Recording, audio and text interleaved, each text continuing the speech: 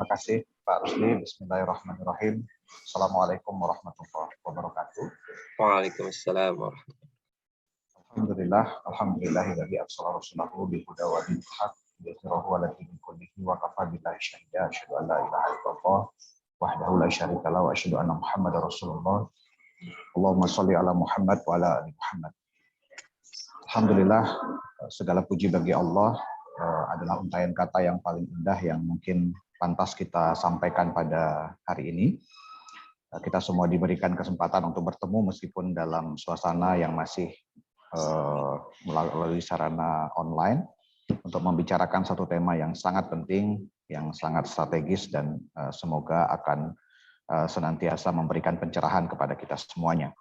Izinkan pertama sekali saya menyapa yang pertama tentu saja para guru-guru kita, narasumber, moderator yang hadir pada hari ini, kepada Ustadz Oni Syahroni, kemudian juga ada Ustadz Agus Setiawan, Ustadz Muhammad Suharsono, dan insya Allah akan dipandu oleh Ustadz Sihan Anwar, juga tadi Ustadz Yayat yang sudah membacakan tilawahnya kepada kita semuanya. Berikutnya saya juga ingin menyapa dan menyampaikan salam hormat kepada seluruh pimpinan organisasi Mitra Strategis Human Initiative Worldwide yang berada di luar negeri, baik itu di UK, kemudian juga di Australia, di Korea Selatan. Saya juga ingin menyampaikan salam hormat kepada teman-teman pimpinan representatif Human Initiative Worldwide yang ada di 13 negara yang hingga saat ini terus bekerja dan berkolaborasi bersama Human Initiative. Salam hormat juga yang sangat kami hormati teman-teman rekan-rekan mitra kolaborasi di 3 negara dan 13 negara dan di seluruh negara yang mungkin juga hadir pada hari ini. Mungkin selamatnya adalah selamat pagi, selamat siang, selamat sore, dan selamat malam, agar kemudian semua bisa terwakili. Juga para undangan, rekan-rekan diaspora Indonesia yang hari ini hadir dalam acara Zakat Talk ini. Bapak Ibu yang dirahmati Allah Subhanahu wa Ta'ala, tentu saja sebagaimana tadi yang saya sampaikan oleh Pak Rusdi dalam pembukaan acara ini, semua data tentang potensi zakat itu sudah disampaikan dan sangat luar biasa. Termasuk juga ketika membicarakan potensi zakat tidak hanya di Indonesia tapi juga di luar negeri. Tahun 2018 bahkan salah satu badan PBB UNDP mengeluarkan satu jurnal khusus tentang bagaimana kemudian zakat ini akan bisa mendukung agenda SDGs yang kemudian pada saat itu menjadi salah satu konsen yang sangat kuat yang dilakukan oleh seluruh badan yang ada di bawah naungan United Nations atau PBB. Bahasa yang digunakan saya kira adalah bahasa yang penting untuk kita jadikan sebagai refleksi bahwa zakat itu too large to ignore. Jadi zakat adalah sebuah potensi yang sangat besar yang kemudian sangat sayang untuk kemudian tidak dikelola dengan sangat baik.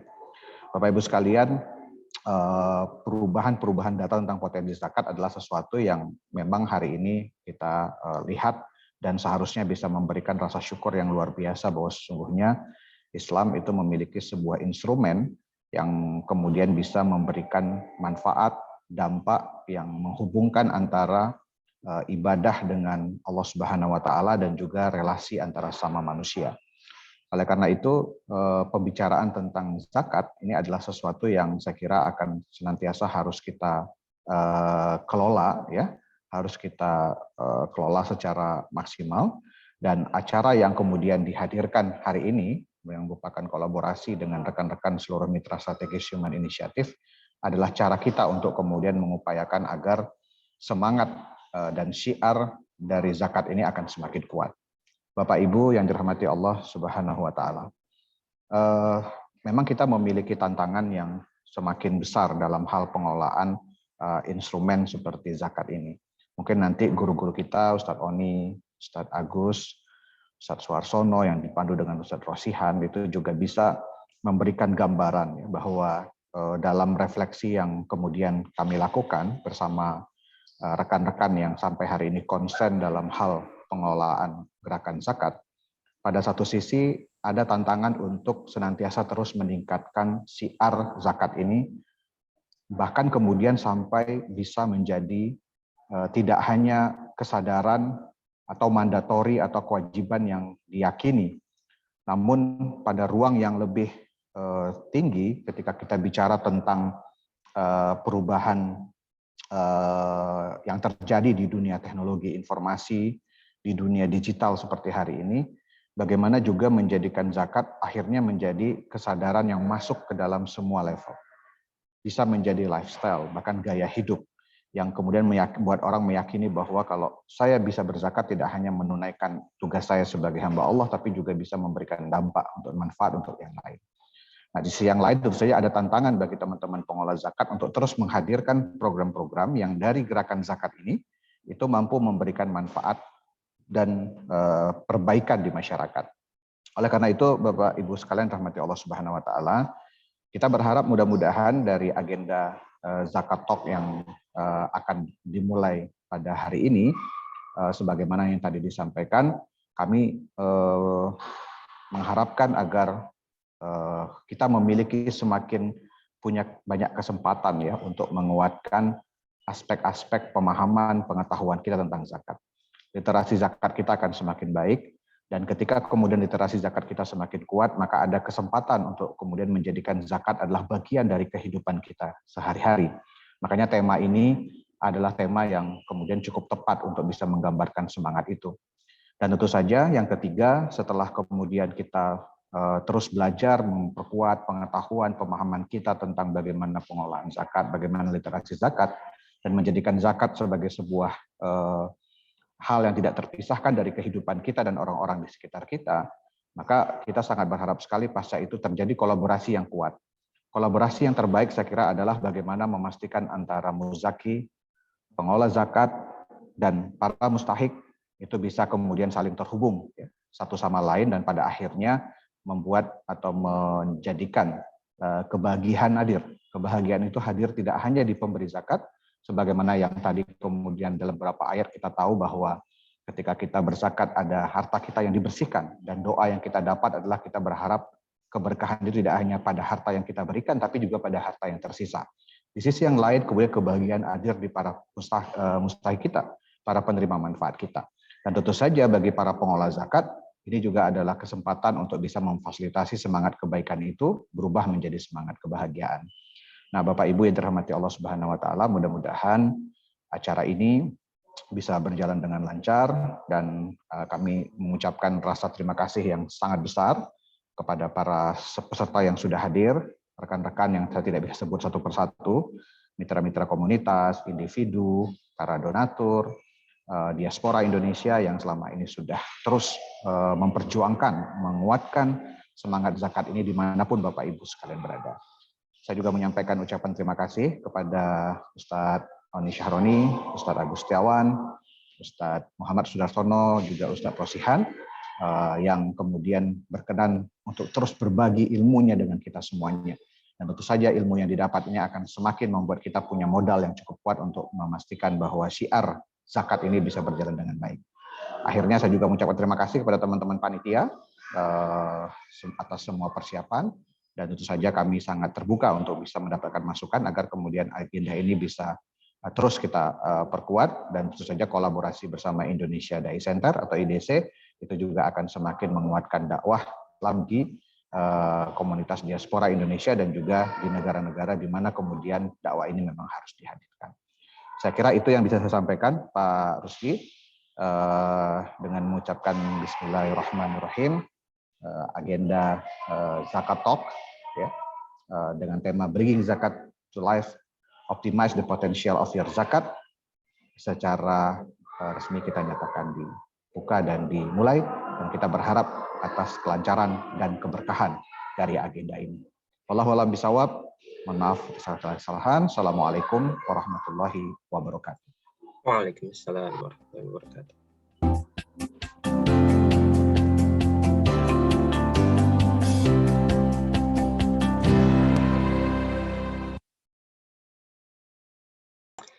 Ya, terima kasih atas sambutannya Bapak Romi Ardiansah. Tadi disampaikan berbagai macam latar belakang, harapan-harapan terkait acara Zakat Talk kali ini. yang mungkin para sahabat investor pernah dengar istilah SDG ya. Jadi di United Nations PBB itu telah membuat 17 poin terkait Sustainable Development Goals. Jadi tujuan agar perkembangan di dunia ini bisa sustain, berkelanjutan gitu. Kita kan nggak ingin agar hidup kita hanya buat kita saja, tapi anak cucu kita tidak seperti. Maka dibuatlah semacam 17 panduan ya, bagaimana keterseimbangan hidup ini bisa tersambung. Dan salah satunya dari yang disampaikan Pak Romi Ardiansyah adalah bahwasanya PBB sendiri mengapresiasi potensi zakat ya, sebagai salah satu instrumen agar 17 ini bisa kita realisasikan bersama. Baik, saya langsung saja ke acara selanjutnya, yaitu kita akan dengarkan bersama-sama yaitu pemaparan dari para narasumber kita yang nanti akan secara detail akan disampaikan oleh moderator. Pertama-tama saya akan menyapa Ustadz Rosyan Anwar yang akan pada waktu kali ini akan memoderatori kita bersama. Jadi para sahabat inisiator, sebelum mulai mari siapkan hati, mungkin yang mau nyiapin snack atau lain sebagainya silahkan ya. Ini sangat padat sekali acara pada waktu kali ini. Yang mau bertanya, persiapan pertanyaan gitu kan, nanti ditulis di kolom chat dan lain sebagainya. Mengenai teknisnya akan disampaikan langsung oleh Ustadz Rosyan Anwar. Kepada Ustadz Rosyan Anwar, saya persilakan untuk membantu acara Zakat Talk pada waktu kali ini. Silakan, Ustadz.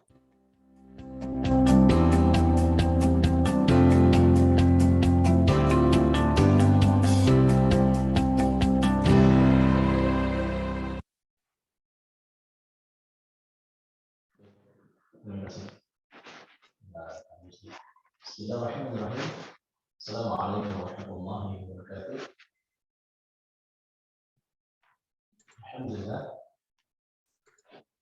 Alhamdulillah. Suaranya kecil, Ustaz.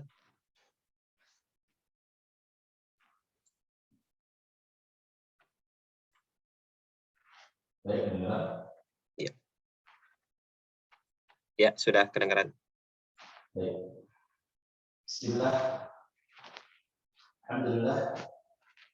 Alhamdulillah alladzi nahmaduhu wa nasta'inuhu wa nastaghfiruh wa na'udzu billahi min shururi anfusina wa min sayyiati a'malina. May yahdihillahu fala mudilla lahu wa may yudlil fala hadiya lahu. Asyhadu an la ilaha illallah wa asyhadu anna 'abdahu wa rasuluhu la nabiyya ba'dahu. Allahumma shalli wa sallim ala nabiyyina Muhammadin sallallahu alaihi wasallam wa ala alihi wa sahbihi wa man tabi'ahum bi ihsanin ila yaumiddin. قال تعالى في كتابه العزيز أعوذ بالله من الشيطان الرجيم بسم الله الرحمن الرحيم خذ من أموالهم صدقة طهرهم وتزكيهم بها وصل عليهم إن صلاتك سكن لهم والله سميع عليم.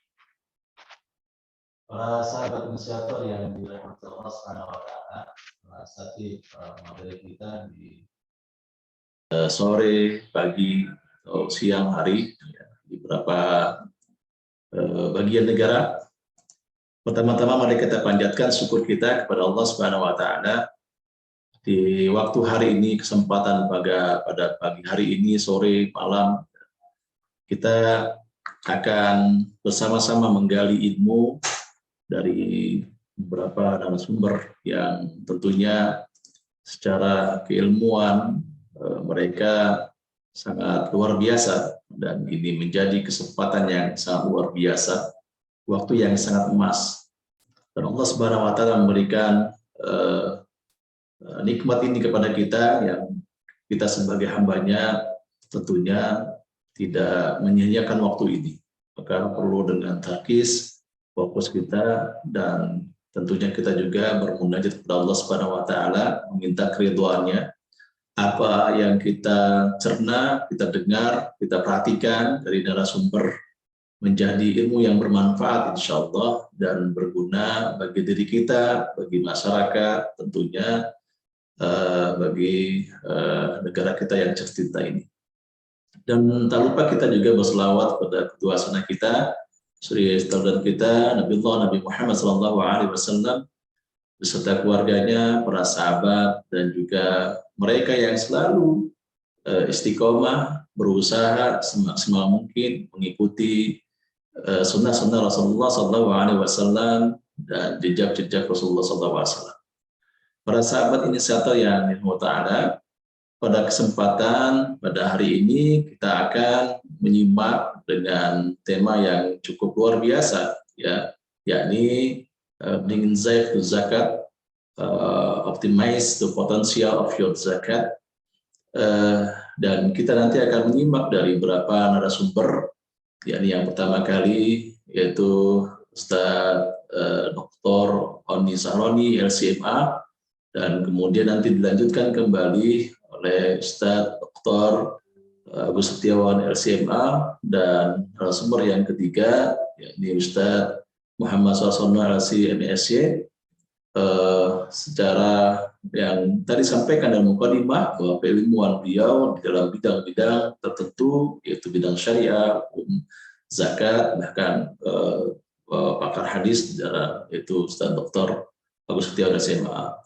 Para sahabat inisiator yang ta'ala, kan tetapi sebelum saya menyapa para tiga narasumber nanti, alangkah baiknya saya ingin mencoba menyampaikan beberapa hal terkait dengan tata tertib dalam acara ini. Maka yang pertama, para sahabat inisiator untuk fokus, untuk tidak mengaktifkan mix-nya agar acara ini lancar dengan baik. Dan yang kedua, ketika nanti materi akan menyampaikan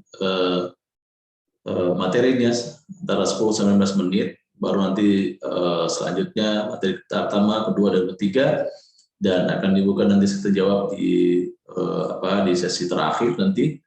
Dan kemudian yang ketiga, tentunya para sahabat inisiator di 8 negara untuk mempersiapkan pertanyaan-pertanyaan yang berkaitan tentunya dengan zakat disampaikan oleh pemateri. Ini tata tertib kita, mudah-mudahan kita bisa menyimak dengan baik dari narasumber. Baik, para sahabat inisiator yang utama, untuk mempersingkat waktu, kita coba menyapa terlebih dahulu tiga pemateri kita. Yang pertama yaitu adalah Ustaz Dr. Oni Sahroni LCMA. Ustaz, Assalamualaikum. Waalaikumsalam warahmatullahi wabarakatuh. Ustaz Rosihan, para asatid, Bapak Ibu semuanya, salam ta'zim, salam sehat selalu. Bagaimana kabar Ustaz? Sehat, alhamdulillah. Ustaz Rosihan, sehat. Alhamdulillah, syukurillah. Assalamualaikum Ustaz Agus Setiawan, Dr. Agus Setiawan LCMA.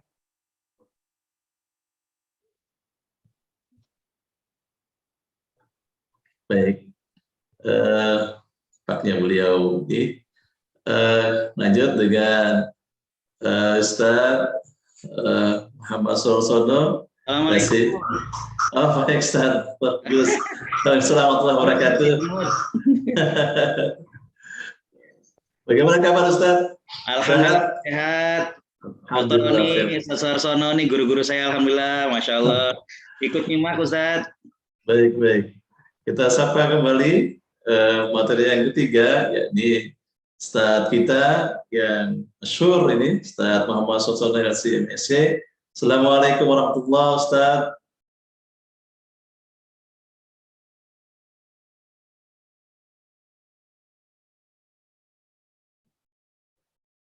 Ustaz Sasono. Waalaikumsalam warahmatullahi wabarakatuh. Tadi nggak bisa di-unmute. Jangan, Masya Allah. Ini ada guru-guru kita semua nih.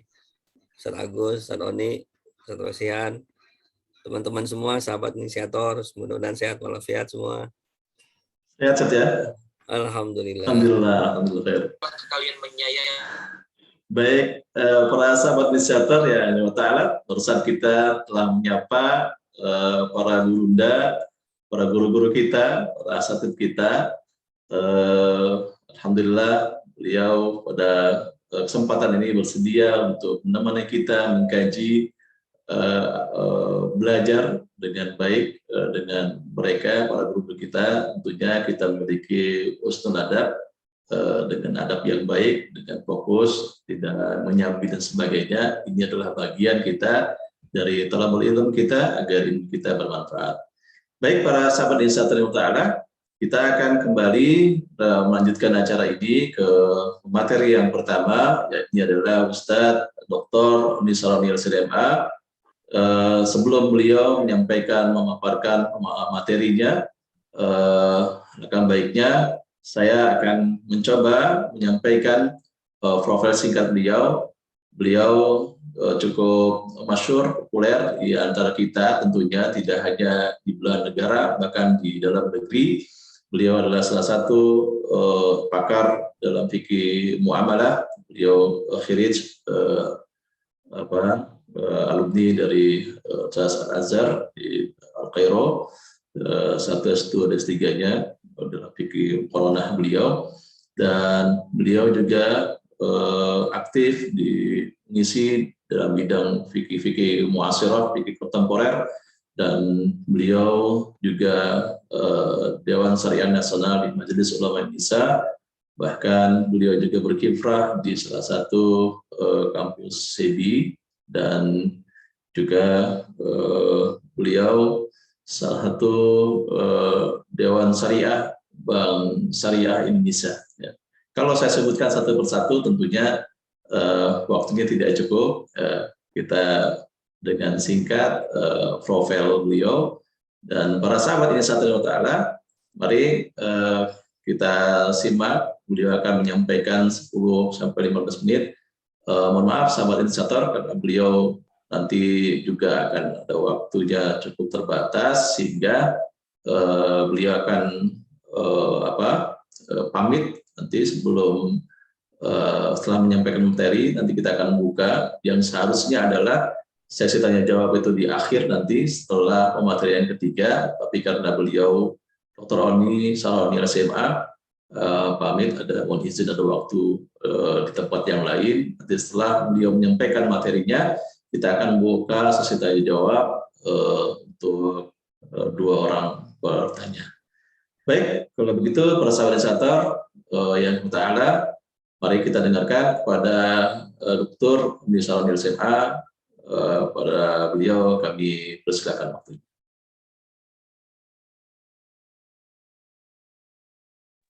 Assalamualaikum warahmatullahi wabarakatuh. Assalamualaikum warahmatullahi wabarakatuh. Wassalatu wassalamu ala Rasulillah wa ala alihi wa sahbihi wa man tabi'ah hudah ma ba'd. Yang saya dan kita semua hormati Pak Romi selaku Vice Presiden Human Initiative, para asatid, Ustaz Dr. Agus Setiawan, Al-Ustaz Al-Fadil, Ustaz Suarsono, Al-Ustaz Al-Fadil, Ustaz Rosihan, para inisiator, Bapak sahabat inisiator, Bapak Ibu semuanya. Senang sekali bisa bertemu melalui online dengan Bapak Ibu. Mudah-mudahan tidak mengurangi keberkahan dengan pertemuan online ini menjadi majelis ilmu, majelis silaturahim. Amin ya rabbal alamin. Izinkan saya menyampaikan 3 hal. Yang pertama adalah seputar kedudukan zakat, dan yang kedua tentang regulasi, dan yang ketiga tentang ragam fikih zakat kontemporer. Yang pertama adalah seputar kedudukan zakat. Sebagaimana yang kita maklumi bahwa zakat itu setara dengan syahadat yang sudah kita ikrarkan, setara dengan sholat subuh yang sahabat inisiator telah tunaikan tadi, atau sholat asar yang barusan kami lakukan. Jadi rukun banget gitu, wudhu banget, penting banget ya, di atas kebaikan-kebaikan yang lain. Namanya juga rukun ya. Nah oleh karena itu jika kita tahu ada masalah, di mana solusinya, dan apa sumber solusinya, nah zakat inilah menjadi salah satu sumber solusi. Jika kita paham banget ya beberapa fenomena di dunia ya, sebutlah apa yang disampaikan oleh salah satu guru kami, Syekh Husain Syahata rahimahullah, 20 tahun yang lalu ya, beliau menyampaikan dalam salah satu pelatihan yang saya ikuti, Beliau setelah mengisi pelatihan di Bangladesh, kemudian terbang menuju Abu Dhabi. Kemudian turun di Abu Dhabi, dan beliau mengungkapkan betapa bedanya tuh antara negara tempat ia tadi berangkat dan negara tempat ia singgah ya, perbedaan mencolok. Nah, kemudian beliau menyinggung tentang peran zakat. Andaikan setiap muslim menunaikan zakat, sungguh tidak akan ada perbedaan yang mencolok ini. Begitu pula di negara Indonesia ya, betapa sungguh tidak sulit menemukan mereka para duafa sekedar untuk keluar ya, keluar komplek, apalagi keluar RT RW, apalagi jauh, betapa banyak saudara-saudara kita yang membutuhkan. Mereka yang tinggal di balik gerobak, bahkan tinggal di situ, mereka yang tinggal di Kali Ciliwung, sungguh potret yang menunggu ya perhatian, concern, kontribusi, uluran tangan dari para hartawan dan calon donatur. Nah, masalah itu semua itu berujung pada salah satu kata, yaitu kontribusi sosial atau yang kita kenal dengan zakat ya. Jadi jika banyak para duafa yang kita lihat, maka itu menunjukkan keengganan calon hartawan untuk menunaikan zakat. Dan ini dibuktikan dalam salah satu survei yang dilakukan oleh salah satu otoritas di Indonesia yang menunjukkan bahwa pada umumnya donasi yang dihimpun oleh lembaga-lembaga zakat di Indonesia itu didonasikan oleh kelompok menengah ke bawah. Dan itu terlihat dari nominal yang berhasil dihimpun tahunan. Jadi tidak berbanding lurus dengan potensi yang bisa dihimpun. Jadi kembali ke satu kata tadi, sumber solusi. Jadi karena dengan kita bisa menggerakkan ya dalam ekosistem perzakatan sebagai donatur, sebagai amil profesional, sebagai para pendakwah di dunia perzakatan dan filantropi, maka masalah kemiskinan, kefakiran, masalah sosial dan seluruh masalah yang diakibatkan oleh kefakiran, insya Allah akan banyak terselesaikan. Nah, itu setara dengan pernyataan dengan tingkat kedudukan zakat sebagai salah satu rukun Islam. Yang kedua, yang kedua tentang regulasi. Oleh karena itu, karena betapa pentingnya zakat, maka regulasi di Indonesia termasuk peraturan tata kelola di Indonesia itu jauh lebih lengkap daripada fitur-fitur filantropi yang lain seperti wakaf ya. Jadi zakat ini sudah ada undang-undangnya, peraturan Menteri Agama, bahkan ada tata kelolanya. Jadi untuk memastikan bahwa zakat ini sesuai dengan tracknya, sesuai dengan tuntunannya, sesuai dengan duabitnya, sesuai dengan hududnya, agar ia memerankan fungsi dasarnya menyelesaikan masalah-masalah ekonomi dan masalah-masalah sosial. Nah, yang ketiga tentang zakat kontemporer. Nah, hari ini beragam zakat yang kita lihat ya, dari mulai zakat seorang profesional, zakat perusahaan ya, kemudian zakat pedagang dan lainnya, atau zakat-zakat efek syariah. Nah, di antaranya zakat seorang profesional. Kalau dulu profesional itu yang terbayang adalah seorang guru, dosen, dan pegawai perusahaan. Hari ini profesional itu berarti selebgram. Pemain sepak bola mereka yang berlaga hari ini di PON di Papua sana. Mereka adalah seorang profesional, para selebgram, pemain sepak bola dan lainnya. Kategori profesional wajib zakat. Seperti apa ketentuannya? Nah, pastikan sahabat inisiator bisa mengikuti rangkaian zakat top ini hingga akhirnya. Yang kedua adalah zakat perusahaan. Seperti apa fikih, dapur fikihnya, dan fatwanya seperti apa. Di Indonesia, beberapa bank syariah seperti ex-legacy Bank Syariah Indonesia, seperti Bank Syariah Mandiri, itu menunaikan zakat per tahunnya 50 miliar. Sesuatu banget untuk mereka yang tinggal di Kali Ciliwung, untuk mereka yang para duafa, sesuatu banget ya. BNI Syariah itu menunaikan zakat sekitar 26 miliar ya. Jadi, nah inilah salah satu ikhtiar bagaimana fikih ini bisa memberikan respon positif. Jadi Jadi tidak hanya berbicara tentang fikih, bagaimana membuka lembaran khazanah fikih tempo dulu, tetapi bagaimana fatwa dan pengawas syariah di lembaga zakat bisa memberikan respon yang tepat.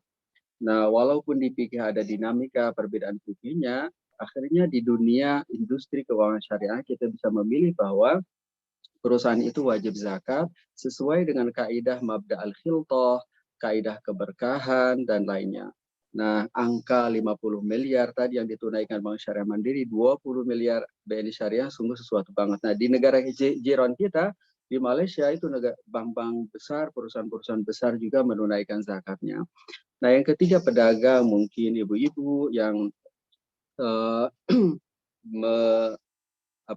berbisnis sampingan di rumah di era pandemi PPKM seperti sekarang ini sebagai reseller, dropshipper ya, naruh jualan langsung ataupun nitip melalui e-commerce, Shopee ya, Lazada, Bukalapak, Tokopedia dan lainnya, itu masuk dalam daftar pedagang retail, pedagang ya seorang pedagang, seorang tajir ya.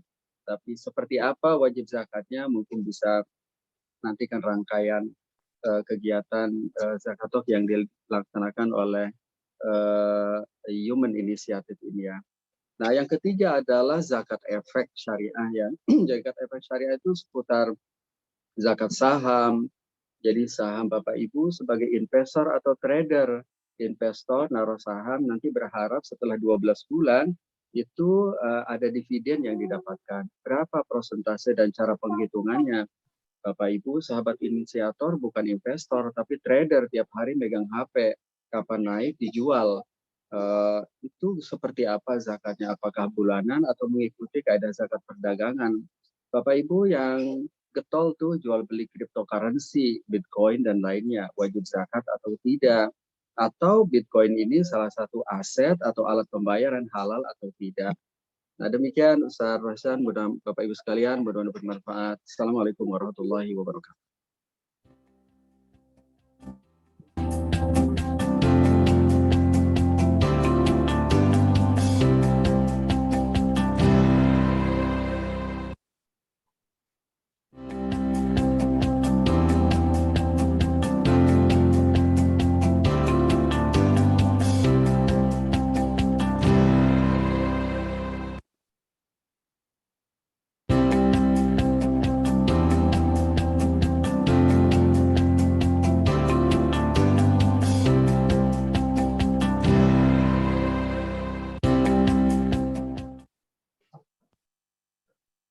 Baik, para sahabat inisiator ya Ta'ala, terima kasih Ustaz Dr. Onisaroni SMA yang telah menyampaikan materi. Tadi beliau menyampaikan ini salah satu penyemangat kita, memancing kita nanti agar kita bisa mengikuti rangkaian-rangkaian masterclass zakat yang diinisiasikan oleh Human Initiative di belahan negara, di UK, di Australia, di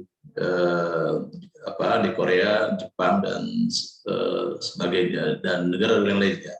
Para sahabat inisiator yang Ta'ala, barusan kita dengarkan juga apa yang disampaikan oleh Ustaz Dr. Onisaroni SMA. Beliau menyampaikan ada 3 kunci cukup luar biasa saat ya. Menarik sekali bahwa dia menyampaikan tentang kedudukan zakat, kemudian bagaimana regulasi zakat, kemudian hal-hal yang berkaitan dengan zakat-zakat kontemporer. Beliau menyampaikan bahwa kedudukan zakat ini tentunya setara dengan syahadat, kemudian sholat, tentunya tidak bisa dipisahkan dari kehidupan kita. Dan kalau saja 2 di antaranya itu hilang, maka tentunya kehidupannya atau kita merasakan kehidupan yang begitu kering. Tidak bisa merasakan kenikmatan yang sangat luar biasa. Dan beliau juga menyampaikan materi kita, Ustaz Dr. Onisaroni SMA, bahwa zakat ini menjadi sumber solusi. Bahkan bisa disebutkan adalah solusi pertama dalam kehidupan.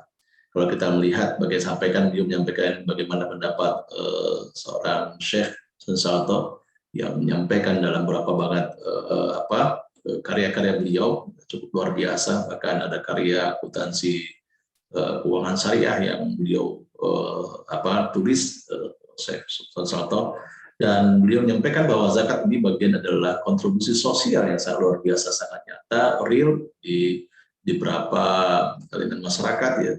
Bahkan kita melihat disampaikan beliau bahwa kalau kita menemukan para duafa, para mustahik ini di belahan negara depan di negara Indonesia cukup sangat mudah.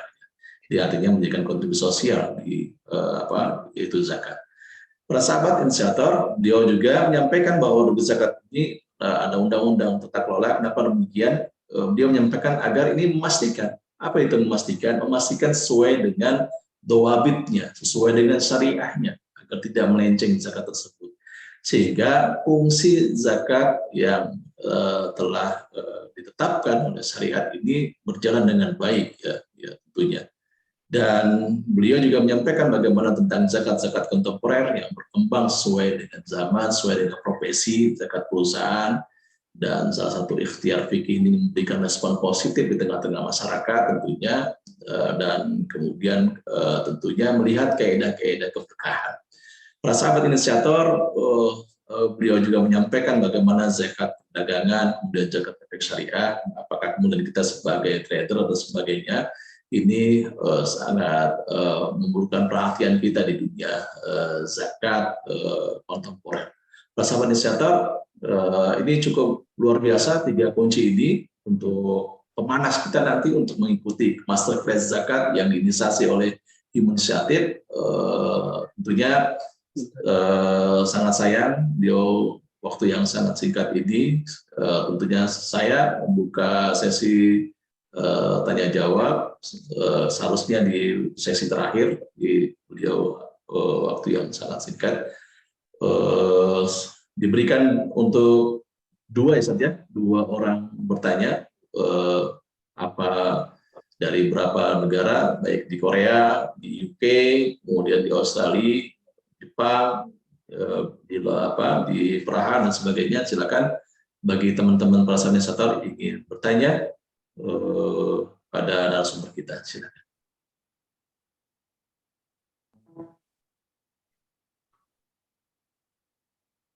Bagi ingin bertanya, silakan untuk di line hand-nya,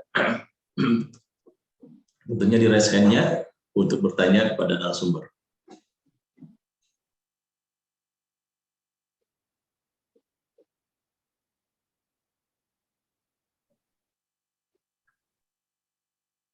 Baik, tampaknya sudah ada raise hand dari Saudari Devi ya. Bismillahirrahmanirrahim. Terima kasih atas kesempatan. Saya ingin bertanya, mungkin saya pribadi adalah mahasiswi sekarang di Inggris, jadi dan status saya adalah dosen PNS. Jadi kalau secara dana mungkin saya tidak mencukupi untuk berzakat untuk hal-hal lain. Jadi saya saat ini hanya fokus pada zakat penghasilan setiap bulan saja gitu ya. Jadi mungkin tidak ribet lah masalah fikih zakat apa yang harus saya bayarkan begitu. Tapi karena saya juga adalah peneliti, banyak hal yang sebenarnya ingin saya tanyakan, tapi mungkin satu hal yang mau saya tanyakan di dalam forum ini, di dalam webinar ini, mengenai fikih zakat untuk dana amil gitu ya. Sebenarnya kan di dalam di dalam undang-undang itu sendiri kan boleh amil itu mengambil 12,5%. Kemudian ada lagi fikih yang mengatakan jika dana operasional amil itu kurang, maka boleh diambil dari asnaf fisabilillah. Nah, hal-hal seperti ini Ustadz, bagaimana pelaksanaan dan fikihnya itu sendiri gitu ya, karena memang di lapangan nanti ada lagi audit syariah dari Kementerian Agama yang memonitor langsung dari organisasi pengelola zakat itu sendiri mengenai hal ini. Kalau di laporan sih memang tidak terlihat ya, kalau misalnya tidak ada audit itu turun ke lapangan, maka kan tidak kelihatan itu apakah si OPZ ini hanya mengambil 12,5% ataukah mengambil bagian-bagian lain. Belum lagi ketika misalnya mengambil dari biaya dana program dan sebagainya. Jadi untuk masyarakat ini untuk bisa membandingkan antara satu OPZ dengan OPZ lainnya untuk masalah efisiensi. Jadi sebenarnya intinya sebenarnya banyak hal sebenarnya, tapi fikih dari biaya amil ini seperti apa. Kemudian begitu juga dengan fikih-fikih lain kan ketika di lapangan juga mungkin tidak sama gitu. Misalnya apakah suatu beasiswa itu dikatakan bisa pilihlah atau tidak. Dan saya juga melihat bahwa di Indonesia itu kan masih fokusnya semua di miskin gitu asnafnya. Jadinya penamaan asnaf lain itu jadi seperti tidak berfungsi, karena nanti kalau misalnya mu'alaf gitu kan, pasti yang diminta itu kan yang miskin juga, gorimin yang miskin juga. Jadinya katanya sih kalau di Brunei itu yang namanya gorimin adalah yang mencicil rumah pertama atau kendaraan pertama gitu. Tapi kalau Indonesia kan bukannya ujungnya adalah semuanya adalah miskin gitu asnafnya. Mungkin mengenai fikih asnaf ini Ustadz, untuk bisa disamakan antara satu persepsi mungkin seperti itu. Terima kasih. Baik, sebelum dijawab oleh pemateri, ada yang SN, Bu Ois.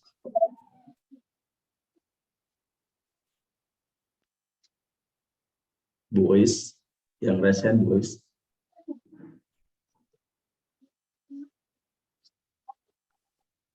Assalamualaikum. Waalaikumsalam warahmatullahi wabarakatuh. Iya, Ustadz, saya mau bertanya untuk perhitungan zakat tijaroh, kan sudah pernah saya ikuti kajiannya. Nah, untuk yang tijaroh yang sistemnya kredit itu apakah ada perbedaan atau sama saja gitu? Pertanyaannya itu aja. Jazakallah khair. Baik, para sahabat Insighter, dua orang bertanya dari sesi pertama ini, nanti akan dijawab oleh materi yang pertama, tapi saya akan sampaikan kembali bahwa acara seminar ini menjadi opening untuk masterclass.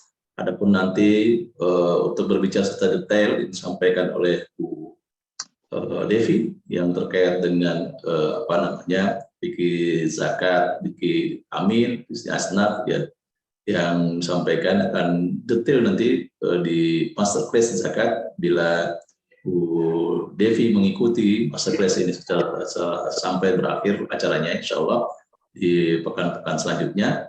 Akan tetapi para sahabat Insyaallah Ta'ala, kita akan minta Ustadz Dr. Saroni SMA.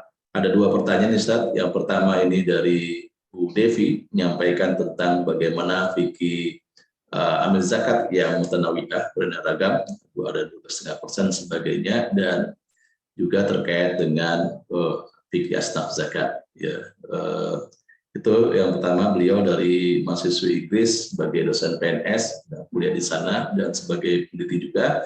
Kemudian yang kedua dari Bu Is yang menyatakan tentang perhitungan tijaroh apakah sama dengan kredit atau tidak.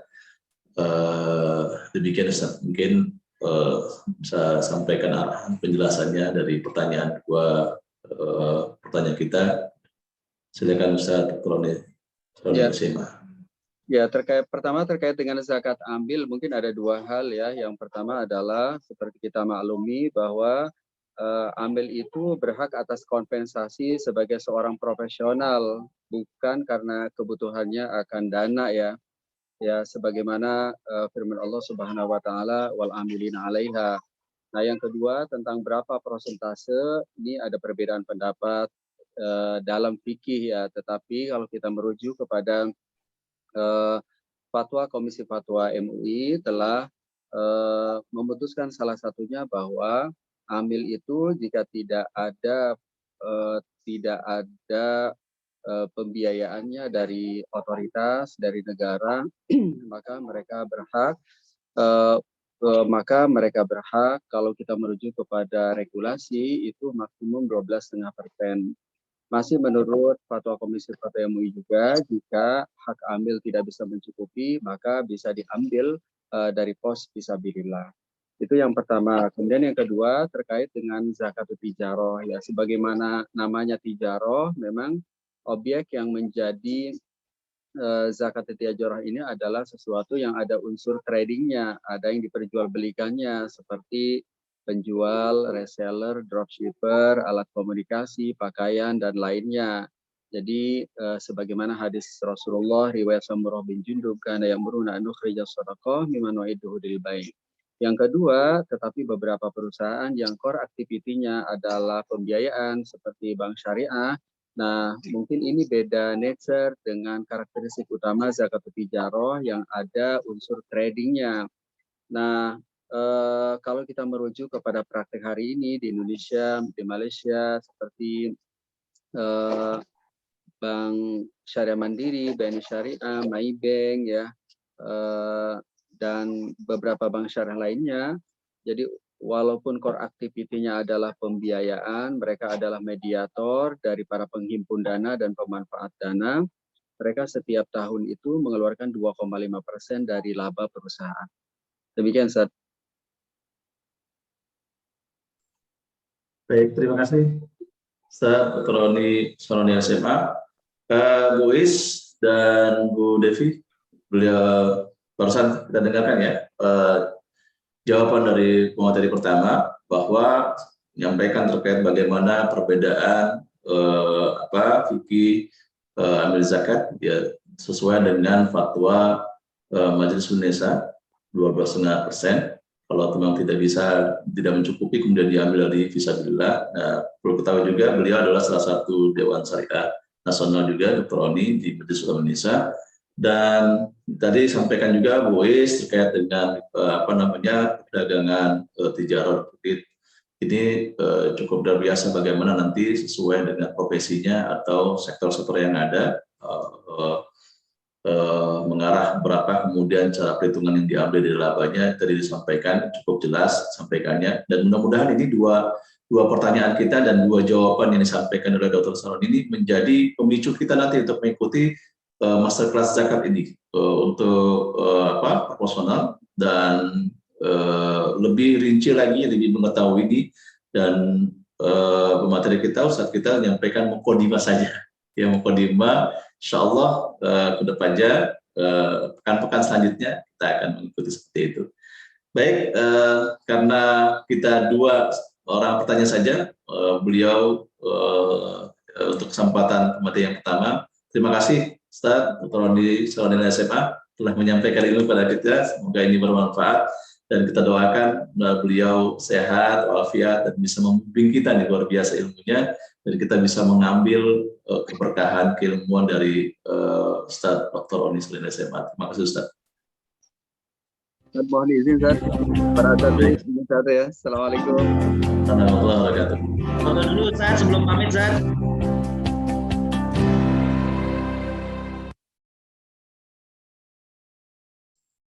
Baik, sahabat Isatan, sebelum pamit sebaiknya kita rekam ini, kita abadikan foto bersama dengan gurunya Dr. Sononi SMA, mungkin para host untuk bisa mengabadikan fotonya bersama.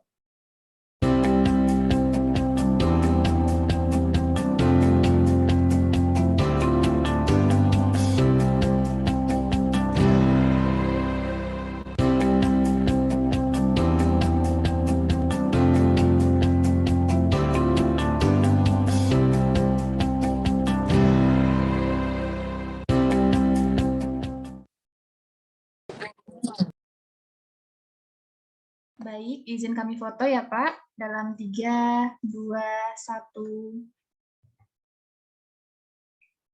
Ya, sekali lagi boleh. Dalam 3, 2, 1.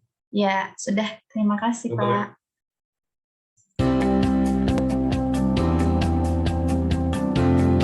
Ustaz Agus, Ustaz Sarsono, keren ya, sore semuanya. Assalamualaikum.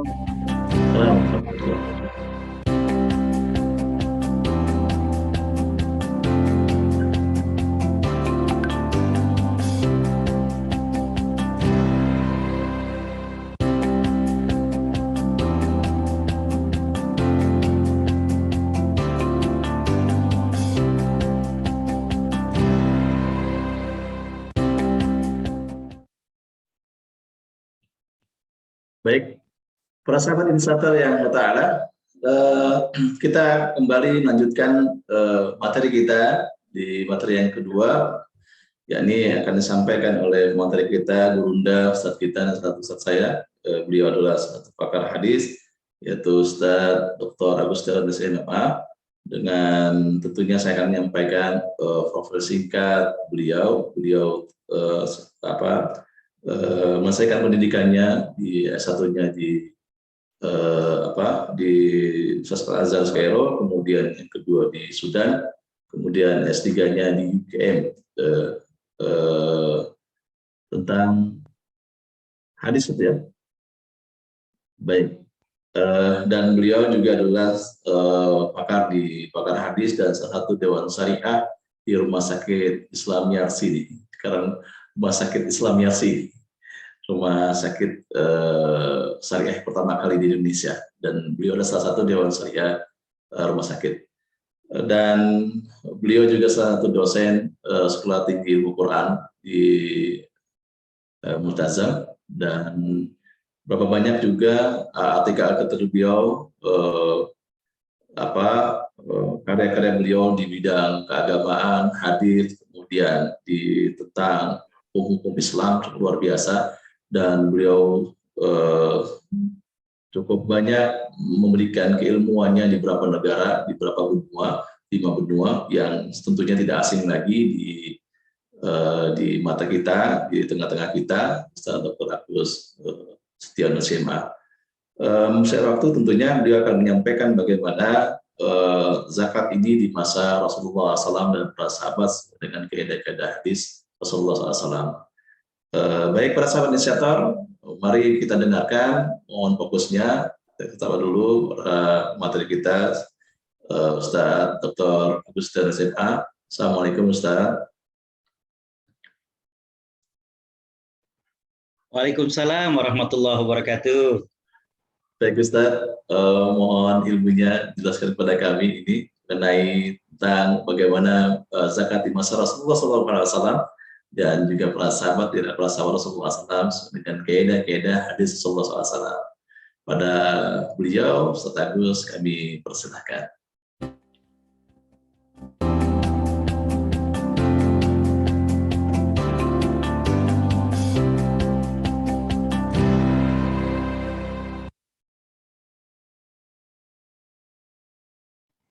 Bismillahirrahmanirrahim. Assalamualaikum warahmatullahi wabarakatuh. Alhamdulillahilladzi anzala ala 'abdihil kitaba wa lam yaj'al lahu 'iwaja. Nashhadu an la ilaha illallah wa nashhadu anna Muhammadan 'abduhu wa rasuluh. Allahumma salli wa sallim wa barik ala sayyidina Muhammad wa ala alihi wa sahbihi wa man sara ala nahjihi wastanna bi sunnatihi ila yaumiddin. Qala Allah azza wa jalla fi kitabihil karim, a'udzu billahi minasyaitonir rajim. Wa aqimus shalah wa atuz zakah. Shadaqallahul azim. Yang sama-sama saya hormati Dr. Oni Syahroni, Ustadz Muhammad Suarsono, Ustadz Rosihan, Ustadz Yayat. Saya lihat juga dari Australia ada Ustadz Arif Taufik, ya, dan juga para direksi di Human Initiative di kantor pusat, dan juga perwakilan Human Initiative di berbagai negara, serta para sahabat inisiator dari berbagai negara yang dimuliakan Allah Subhanahu wa Ta'ala. Tentunya tidak ada kata yang pantas kita lantunkan di sore hari waktu Indonesia, dan juga beberapa waktu di beberapa negara yang lain, melainkan ucapan syukur alhamdulillah, karena apa yang kita bahas pada kesempatan hari ini merupakan salah satu pilar daripada pilar-pilar Islam. Ini merupakan rukun di antara rukun-rukun Islam. Dan saya diamanahkan untuk menyampaikan berkaitan dengan zakat di masa Nabi Shallallahu Alaihi Wasallam dan di masa sahabat. Ada 2 slide yang ingin saya tampilkan. Ya. Yang pertama, hadirin khotaliman rahimakumullah, ya, adalah tentang zakat di masa Nabi Shallallahu Alaihi Wasallam. Kalau kita melihat sebelum zakat itu diwajibkan, ketika para sahabat Nabi SAW hijrah ke Madinah, maka saat itu ada 2 masalah yang dihadapi. Yang pertama adalah masalah sosial. Para sahabat yang hijrah dari Mekah ke Madinah ini, mereka tidak memiliki tempat tinggal. Coba ya kita bayangkan, para sahabat-sahabat ini dari Mekah ke Madinah, itu nggak punya tempat tinggal. Dan bukan itu saja, ada juga masalah yang lainnya, yaitu masalah ekonomi. Di mana para sahabat-sahabat ini tidak diperkenankan oleh orang-orang kafir Quraisy untuk membawa harta mereka. Dan ketika mereka tiba di Madinah, mereka juga jobless. Mereka juga tidak memiliki pekerjaan. Yeah. Bagaimana kondisi di Madinah yang kebanyakannya adalah ladang-ladang kurma untuk berkebun. Sedangkan tradisi daripada masyarakat di Mekah, itu mereka adalah pedagang. Yeah. Jadi ada 2 masalah besar yang dihadapi oleh para sahabat ketika mereka hijrah ke Madinah, yaitu masalah sosial dan masalah ekonomi. Untuk masalah ekonomi ini, sahabat-sahabat yang biasanya mereka berdagang, ketika mereka sampai ke Madinah, pasar dikuasai oleh orang-orang Yahudi. Dan orang-orang Yahudi menggunakan sistem ribawi. Ya, ini yang menarik. Ya, saya sering berbicara dengan teman-teman MTR, masyarakat tanpa riba, bahwa ketika Nabi Shallallahu Alaihi Wasallam hijrah ke Madinah, bagaimana Nabi kemudian mengubah pasar yang menggunakan sistem ribawi, itu tidak langsung diajarkan bagaimana jenis-jenis akad. Ya. Jadi nggak langsung diajarkan jenis akad mudharabah, jenis akad murabaha, jenis akad syirka, ya ju'alah, bukan. Ya. Tapi ada secara sosiologi hukum yang diajarkan oleh Nabi Shallallahu Alaihi Wasallam. Ya, kita nggak masuk ke dalam bab itu masuk dalam hal sirah. Ya, tapi kita kembali bahwa sebelum diwajibkan zakat, maka ada 2 masalah besar yang dihadapi, yaitu masalah sosial dan masalah ekonomi. Ya. Allah Subhanahu Wa Taala kemudian mewajibkan zakat pada tahun kedua hijrah.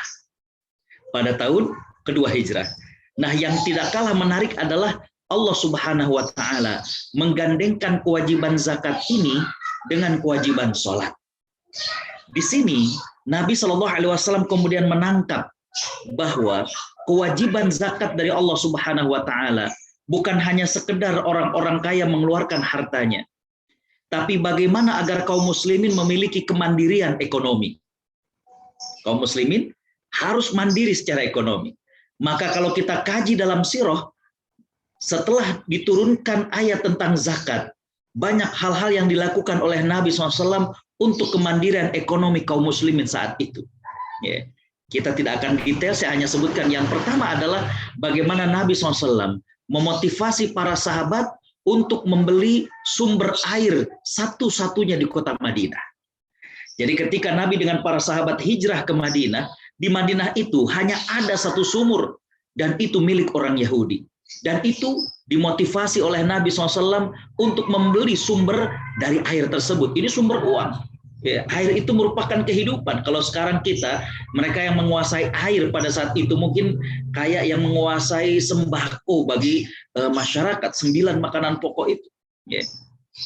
Jadi Nabi memahami bahwa setelah diturunkan ayat tentang zakat, ini bukan saja kewajiban orang kaya untuk merogoh kantongnya mengeluarkan harta, tapi bagaimana kemandirian ekonomi. Dan yang kedua adalah bagaimana Nabi SAW mengajarkan kepada para sahabat untuk menguasai pasar. Nah, ini juga menarik. Sering saya sampaikan bahwa dalam sirah sering digambarkan Nabi SAW itu adalah seorang yang sederhana. Sahabat Ibnu Abbas radhiyallahu anhuma beliau meriwayatkan bahwa kadang di rumah Nabi itu nggak ngebul. Dan yang dimakan oleh Nabi dengan istrinya hanya al-aswadan, air dan kurma. Tapi saya mengatakan dalam riset yang dikaji melalui kitab dan hadis-hadis yang sahih, saya nyatakan bahwa Nabi SAW sebenarnya adalah orang kaya. tapi Nabi memilih untuk hidup sederhana. Ya. Dalam kajian sirah, serial sirah ke Amerika, saya mengatakan bahwa di antara sahabat Nabi yang dijanjikan surga, ini mereka masih hidup tapi mereka dijanjikan surga, itu diantaranya ada 5 orang sahabat, dan ini sahabat yang paling terkaya. 5 orang sahabat. Yang paling terkaya adalah Abdurrahman bin Auf. Kalau saya coba hitung berapa kekayaannya, itu kekayaan Abdurrahman bin Auf antara 17 sampai 19 triliun. 17 sampai 19 triliun. Kenapa kok bedanya terlalu jauh, Ustaz? Ini tentang masalah menghitung harga dinar dan juga menghitung harga unta, properti saat itu, dan lain sebagainya. Kita sering mendengar bagaimana sedekahnya Uthman, sedekahnya Abdurrahman bin Auf, tapi pernahkah kita kaji sirah lebih mendalam? Sahabat-sahabat yang banyak sedekahnya ini kerjanya apa? Dan ternyata mereka adalah pedagang. Jadi kembali bahwa ketika kemudian Allah menurunkan legalitas zakat tahun kedua, dan Allah menggandengkan dengan sholat untuk menunjukkan betapa pentingnya zakat, dan dia menjadi pilar rukun. Kalau rukun ini nggak bisa untuk kemudian dimain-mainkan, bergeming atau dan lain sebagainya. Maka hadirin khotaliman rahimakumullah, selain daripada itu Nabi memahami bahwa dengan kewajiban zakat ini, maka ya, di sini Allah meminta kepada kaum muslimin untuk mandiri secara ekonomi. Ya, baik. Poin yang ketiga yang saya sampaikan adalah bahwa Nabi Shallallahu Alaihi Wasallam sudah idaratuz zakah, ya, sudah memanage zakat pada saat itu. Ya. Di antaranya adalah Nabi punya jubatuz zakah, para sahabat-sahabat yang dipilih untuk jubah, ya, sebagai penghimpun zakat. Ya. Mereka diutus oleh Nabi Shallallahu Alaihi Wasallam untuk menagihkan, ya. Dan bukan hanya itu. Dalam beberapa riwayat bahwa sahabat-sahabat yang diutus ini, mereka memiliki kepandaian luar biasa untuk mampu menghitung berapa hasil panen ini. Ya. Ini tadi sudah disampaikan bahwa nanti kita akan berbicara, ya, di yang akan datang ini. Kalau yang kita pelajari itu adalah zakat pertanian, terus bagaimana dengan perkebunan? Ya. Daerah Sumatera itu lebih banyak ladang, ya, ladang sawit, getah atau karet dan lain sebagainya. Ya. Nah, kita nggak masuk ke sana karena itu nanti masih pelajaran yang akan datang. Nah, sahabat-sahabat yang dipilih oleh Nabi menjadi jubatuz zakat, menjadi penghimpun zakat ini, itu dia bisa mengkalkulasi. Ya, istilah sekarang akuntansi zakatnya itu tahu. Ya. Oh, ini panen sekian kurma, zakatnya sekian. Luar biasa. Ya. Dan bukan saja itu, Nabi Shallallahu Alaihi Wasallam juga memotivasi para sahabat-sahabat yang menghimpun zakat dan amil secara umum. Jadi kalau nanti kemudian Bapak Ibu di beberapa negara ini kemudian ikut berperan untuk kolek zakat, maka kita mendapatkan kemuliaan yang sama. Di mana Nabi SAW mengatakan bahwa orang yang mengumpulkan zakat, kasai, bagaikan orang yang berjuang di jalan Allah Subhanahu wa taala, atau kama qala sallallahu alaihi wasallam. Jadi bagaikan orang yang berjuang. Kenapa? Karena dengan kita mengumpulkan zakat, dengan kita menjadi amil zakat, maka kita menjadi jembatan antara orang kaya dengan orang miskin. Yang miskin diajarkan untuk iffah, menjaga harga dirinya. Dan orang kaya diminta untuk kemudian dermawan kepada orang miskin. Disinilah ada jembatan yang namanya amil. Ya. Hadirin khotaliman rahimakumullah. Singkat lagi adalah bahwa di saat itu Nabi SAW sudah membuat, ya, gudang yang dikenal dalam istilah para ulama zakat dengan mustaufi, tempat menyimpan harta-harta zakat. Ya. Kalau Bapak Ibu ingat hadis tentang sahabat Abu Bakar, Nabi Shallallahu Alaihi Wasallam nitip kepada sahabat Abu Bakar untuk menjaga harta zakat. Jangan kasih kepada siapapun. Nabi pulang. Ya. Ini pesan Nabi, jangan kasih kepada siapapun. Tiba-tiba datang seorang kakek tua, ya, dan kemudian memelas kepada Abu Bakar. Ya. Kata kakek tua ini, aku berhak atas zakat ini. Aku tua renta, aku miskin. Ya. Abu Bakar ingat pesan Nabi bahwa jangan dikasih, tapi pandainya laki-laki ini merayu. Akhirnya kemudian Abu Bakar dengan terpaksa memberikan. Nabi SAW datang, Abu Bakar kemudian bercerita. Kata Nabi SAW, orang itu pasti akan balik lagi. Ya. Esok harinya, betul ketika Nabi nitip kepada Abu Bakar untuk menjaga harta zakat tersebut, datang lagi orang itu. Ya. Akhirnya, dalam akhir riwayat tersebut, Nabi SAW mengatakan, itu adalah setan yang datang, dan kemudian Nabi mengajarkan agar kita membaca surat Al-Kahfi, atau kama qala SAW. Inilah zakat kurang lebih di masa Nabi SAW. Ya. Baik, hadirin khotimah rahimakumullah. Yang berikutnya adalah zakat di masa sahabat ridwanullahi alaihi. Ya. Di masa para sahabat, wilayah Islam semakin luas. Ya. Terutama sekali di masa Umar bin Khattab. Umar bin Khattab radhiyallahu an ini melakukan perluasan wilayah Islam ke daerah atas. Jadi Jazirah Arab, daerah atas, ke daerah Syam. Syam zaman dulu itu meliputi 3 negara sekarang, Syria, Jordan, dan Palestina. Ya, jadi di masa Umar bin Khattab. Ya. Nah, di masa Utsman bin Affan, Utsman itu memperluas wilayah Islam ke bawah. Makanya para sejarawan Muslim mengatakan Islam masuk ke Indonesia itu abad ke-8 dan abad ke-9 dan bukan abad ke-13. Ya. Nah, di masa Umar bin Khattab, wilayah Islam semakin luas. Ya. Maka disitulah kemudian ada usulan-usulan untuk membuat Baitul Mal Zakah. Bait mal zakah. Ya. Umar awalnya menolak usulan ini, ya, karena ini merupakan konsep orang Persia. Ya. Baitul mal ini konsep orang Persia. Ya. Tapi akhirnya kemudian ada sahabat yang menjelaskan, wahai Umar, sekarang coba engkau fikirkan, bagaimana zakat yang dibawa dan kita kumpulkan kan sudah semakin banyak, ya, mengalami pembusukan, mengalami ini, maka perlu ada tempat penyimpanan. Umar kemudian Allah Subhanahu wa taala bukakan hatinya dan menerima ide tersebut.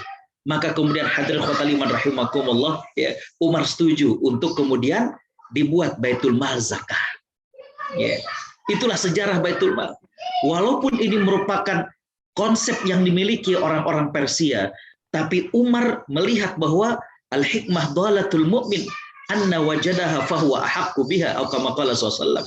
Hikmah, kebaikan, ya, itu merupakan harta milik orang yang beriman. Di mana saja dia dapati hikmah tersebut, maka dia berhak untuk kemudian ATM, mengamati, niru, dan modifikasi. Maka kemudian konsep itu digunakan oleh Umar bin Khattab radhiyallahu anhu. Ya. Saat itu Baitul Mal itu ada 4. Yang pertama maluz zakah, harta zakat. Yang kedua malul ghanaim, harta ghanimah. Ya. Yang ketiga malul fai. Ya. Kalau ghanimah itu harta rampasan karena adanya peperangan. Kalau fai harta rampasan tanpa ada peperangan. Dan yang terakhir adalah malul luqatah. Ya. Malul luqatah. Hadir khotimah rahimakumullah, nanti kemudian berkembang, dan di sini juga nanti kita bicara tentang sejarah wakaf. Ya. Bagaimana kemudian bervariasi dan lain sebagainya. Makanya di Timur Tengah, karena begitu banyaknya orang wakaf dan zakat, maka kementerian di sana namanya adalah Kementerian Wakaf. Ya. Jadi hadirin khotimah rahimakumullah, Bait Mal Zakah merupakan salah satu dari 4 jenis daripada Baitul Mal. Ya. Karena kenapa? Sumber pendapatan negara itu udah berlebih. Ya. Maka kemudian perlu ada sebuah institusi kalau sekarang, ya, untuk kemudian merawat, mengatur ini semuanya. Tadi saya katakan harta zakat, harta ghanimah, ya, harta fai, ya, dan juga tadi, ya, berkaitan dengan luqatah, barang temuan, hibah, dan lain sebagainya. Ya. Inilah zakat di masa sahabat, semakin kemudian di-manage dengan baik, sehingga dengan demikian hadirin khotimah rahimakumullah, kita rasakan bahwa zakat, ya, itu saat tersebut betul-betul menjadi solusi yang luar biasa. Ya. Hadirin khotimah rahimakumullah, dan sampai sekarang kalau di Timur Tengah itu kita merasakan bagaimana peranan zakat dan wakaf ini. Saya punya anak 3, anak yang pertama dan kedua itu lahir di Mesir. Ya.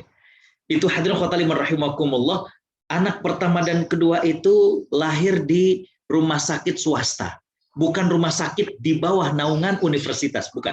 Ya.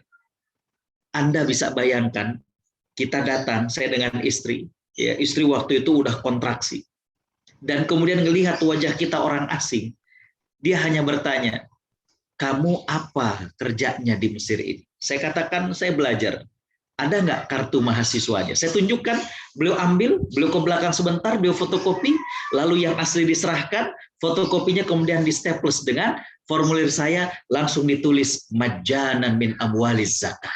Ya, gratis dikeluarkan dari zakat rumah sakit. Jadi nggak perlu untuk kemudian, nggak. Ya. Inilah diantara hasil bagaimana kemudian turun-temurun zakat itu dikelola dengan baik. Itulah kurang lebih hadirin khotaliman rahimakumullah, bagaimana zakat di masa Nabi Shallallahu Alaihi Wasallam, zakat di masa para sahabat, di mana di masa Nabi SAW, Nabi memahami bahwa zakat bukan cuma sekedar orang kaya mengeluarkan hartanya, tapi juga bagaimana Nabi SAW melihat bahwa ini adalah tentang kemandirian ekonomi. Ya. Dan zakat saat itu bukan hanya pasif, tapi Nabi SAW juga menunjuk, memilih para sahabat untuk kemudian menjadi orang-orang yang kolek zakat. Mereka punya kepandaian, mereka mampu akuntansi zakat, dan hadirin khotaliman rahimakumullah, tentunya dalam banyak sabda-sabda Nabi SAW, Nabi memotivasi para sahabat berzakat, Nabi memberikan ancaman kepada orang-orang yang ingkar dengan zakat, dan ketika masuk di masa sahabat, zakat sudah semakin banyak, maka kemudian timbullah ide untuk kemudian mengambil konsep Baitul Mal, dan di masa Umar lah kemudian Baitul Mal zakat ini didirikan. Dan hadirin khotal iman, bukan saja di Madinah, tapi Umar juga sempat mengutus Abdullah bin Mas'ud radhiyallahu anhu untuk ke Kufah dan mendirikan Baitul Mal. Jadi begitu banyak. Ya. Hadirin khotal iman rahimakumullah, saya kira itu singkat yang saya sampaikan, zakat di masa Nabi dan zakat di masa sahabat. Demikian, wallahul muwaffiq ila aqwamit thoriq. Wassalamualaikum warahmatullahi wabarakatuh.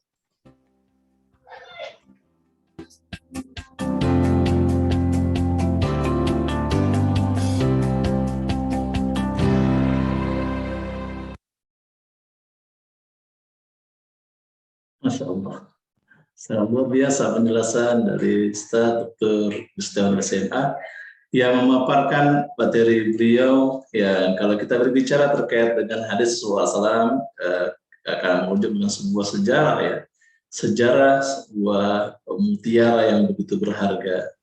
Ketika kita merupakan sejarah berkaitan dengan kaidah-kaidah hadis Rasulullah SAW yang disampaikan oleh materi yang kedua, Gurunda, Staduna, Dr. Agus dan SMA. Beliau menyampaikan bagaimana zakat itu di masa Rasulullah SAW, bagaimana ketika diwajibkannya, kemudian bagaimana legalisasi zakat, bahkan sampai Rasulullah SAW di Darul Zakat, para sahabat Rasulullah SAW menjadi penghimpun zakat, ya, dipaparkan oleh beliau. Bahkan para sahabat inisiator yang ta'ala, di era para sahabat Rasulullah SAW, zakat tersebut terkait dengan Baitul Mal, ada 4 ragam disampaikan beliau, yaitu adalah mau zakat, ghanimah, mal faid, dan juga luqtah. Ini cukup luar biasa. Para sahabat inisiator, kalau kita mengkaji di era para Rasulullah, di para sahabat, zakat ini tentunya harus memiliki waktu yang begitu panjang, jadi sangat rugi kalau kita tidak mengikuti masterclass zakat ini yang akan diinisiasikan oleh HI di beberapa negara ini. Di pekan selanjutnya, insya Allah, dan pemateri-pematerinya sama akan diberikan arahan nanti. Dan para sahabat inisiator, sebelum kita akan buka sesi tanya jawab terakhir, tentunya kita akan sampaikan untuk mendengar materi yang selanjutnya, yang ketiga akan disampaikan oleh Ustaz Muhammad Suarsono SC. Dia akan menyampaikan bagaimana menyampaikan potensi dan optimalisasi zakat. Para sahabat inisiator, sedikit menyampaikan profil beliau. Beliau adalah salah satu guru saya, Gurunda, Ustaz Muhammad Suarsono SC. Beliau adalah salah satu pakar di bidang zakat tentunya yang masyhur. Beliau sudah mulai banyak sekali karya-karya beliau dalam zakat, bahkan Beliau juga salah satu yang mengarahkan PZ di salah satu perusahaan, ya, bank, salah satu pasar bank. Dan beliau adalah satu konsultan syariah dari Lembaga Zakat Inisiatif Last Easy. Para sahabat inisiator, dengan waktu yang singkat ini tentunya beliau akan menyampaikan bagaimana potensi dan organisasi zakat. Insya Allah beliau akan menyampaikan. Para sahabat inisiator, fokus kembali, insya Allah siapkan pertanyaan-pertanyaan yang tadi disampaikan oleh Dr. Agus Tiawan SMA, dan juga nanti kita dengarkan materi Ustadz Muhammad Salsono LC. Siapkan semuanya, semoga ini menjadi ilmu keberkahan bagi kita dan menjadi modal dalam kehidupan kita, dan kita insya Allah kita termasuk orang-orang yang beruntung akan mengisi ruang-ruang yang dimulaikan Allah Subhanahu Wa Taala, itu surga Allah Subhanahu Wa Taala. Dan insya Allah beliau Ustadz Muhammad Salsono SMC, padanya kami persilakan.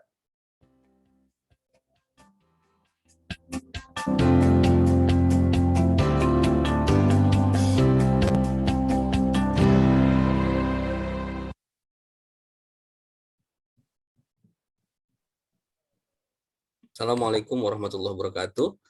Assalamualaikum warahmatullahi wabarakatuh. Alhamdulillah, wassalatu wassalamu ala rasulillah, wa la hawla wa la quwata illa billah. Asyhadu an la ilaha illallah wahdahu la syarikalah, wa asyhadu anna Muhammadan abduhu wa rasuluhu la nabiyya ba'dah. Allahumma shalli wa sallim ala asyrafil anbiya'i wal mursalin nabiyina Muhammadin wa ala alihi wa sahbihi wa man tabi'ahum bi ihsanin ila yaumiddin, amma ba'du.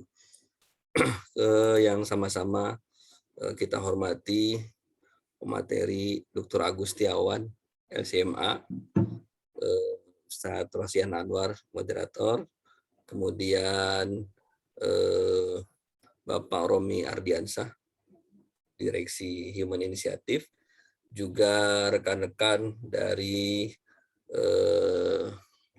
HI di Korea Selatan, kemudian juga di UK, dan juga di berbagai negara lainnya. Rekan-rekan sekalian, sahabat inisiator yang dirahmati Allah Subhanahu Wa Taala, terima kasih kesempatannya. Ini kebahagiaan buat saya dapat bersilaturahim dengan virtual, dan ini mungkin salah satu hikmah pandemi COVID-19, kita bisa bersilaturahim walaupun dalam dengan metode virtual ini. Mudah-mudahan tidak mengurangi keberkahan dari Allah Subhanahu Wa Taala. Di sesi yang berikutnya, di ketiga, saya diamanahkan untuk menyampaikan tentang potensi dan optimalisasi zakat. Saya boleh share screen ya, Ustaz? Bisa.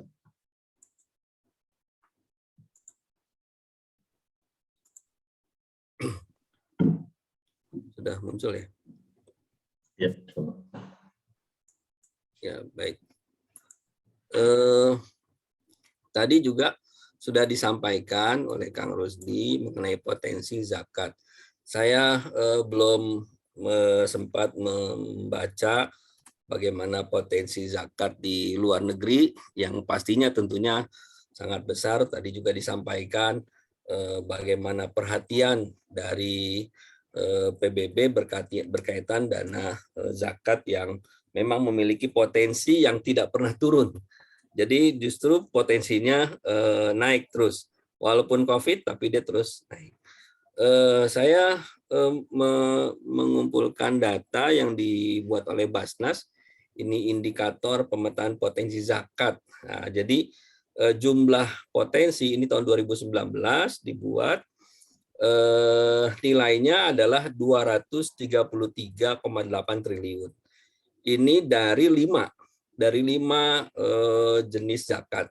Yang pertama zakat hasil tani atau pertanian, kemudian zakat peternakan, yang terkadang kita jarang membahas zakat peternakan. Ternyata zakat peternakan nilainya cukup besar. Kalau hasil tani nilainya ada 19,79 triliun, peternakan 9,51 triliun, kemudian zakat uang, deposito, uang simpanan, dan lain sebagainya, ada 58,76 triliun, kemudian penghasilan, zakat profesi atau zakat pendapatan, itu 139 triliun dan zakat perusahaan 6, sekian triliun, sehingga jumlah totalnya adalah 233,8 triliun. Dan kita lihat juga sebaran potensinya di Indonesia. Nah, ini sebaran potensi di Indonesia dari mulai Sumatera, Jawa, kemudian Kalimantan, Sulawesi, dan juga Indonesia Timur diwakili oleh Papua. Sekian jumlahnya. Ini potensi. Jadi lagi-lagi kalau bicara potensi itu luar biasa besar potensinya. Tapi kalau bicara realisasi, ya ini hal yang berbeda lagi. Bagaimana realisasi khususnya di Indonesia? Saya coba cari data. Ternyata di tahun 2018, ini 2018 itu realisasi yang dikumpulkan 8,1 triliun. Terakhir Ramadan atau Basnas sendiri menetapkan target, kalau nggak salah target ya 2020 itu capaiannya sekitar 10 sampai 11 triliun. Jadi kita lihat potensinya 233, tapi capaiannya 10 sampai 11, bahkan maksimalnya bisa 15 triliun. Nah, ini ada apa?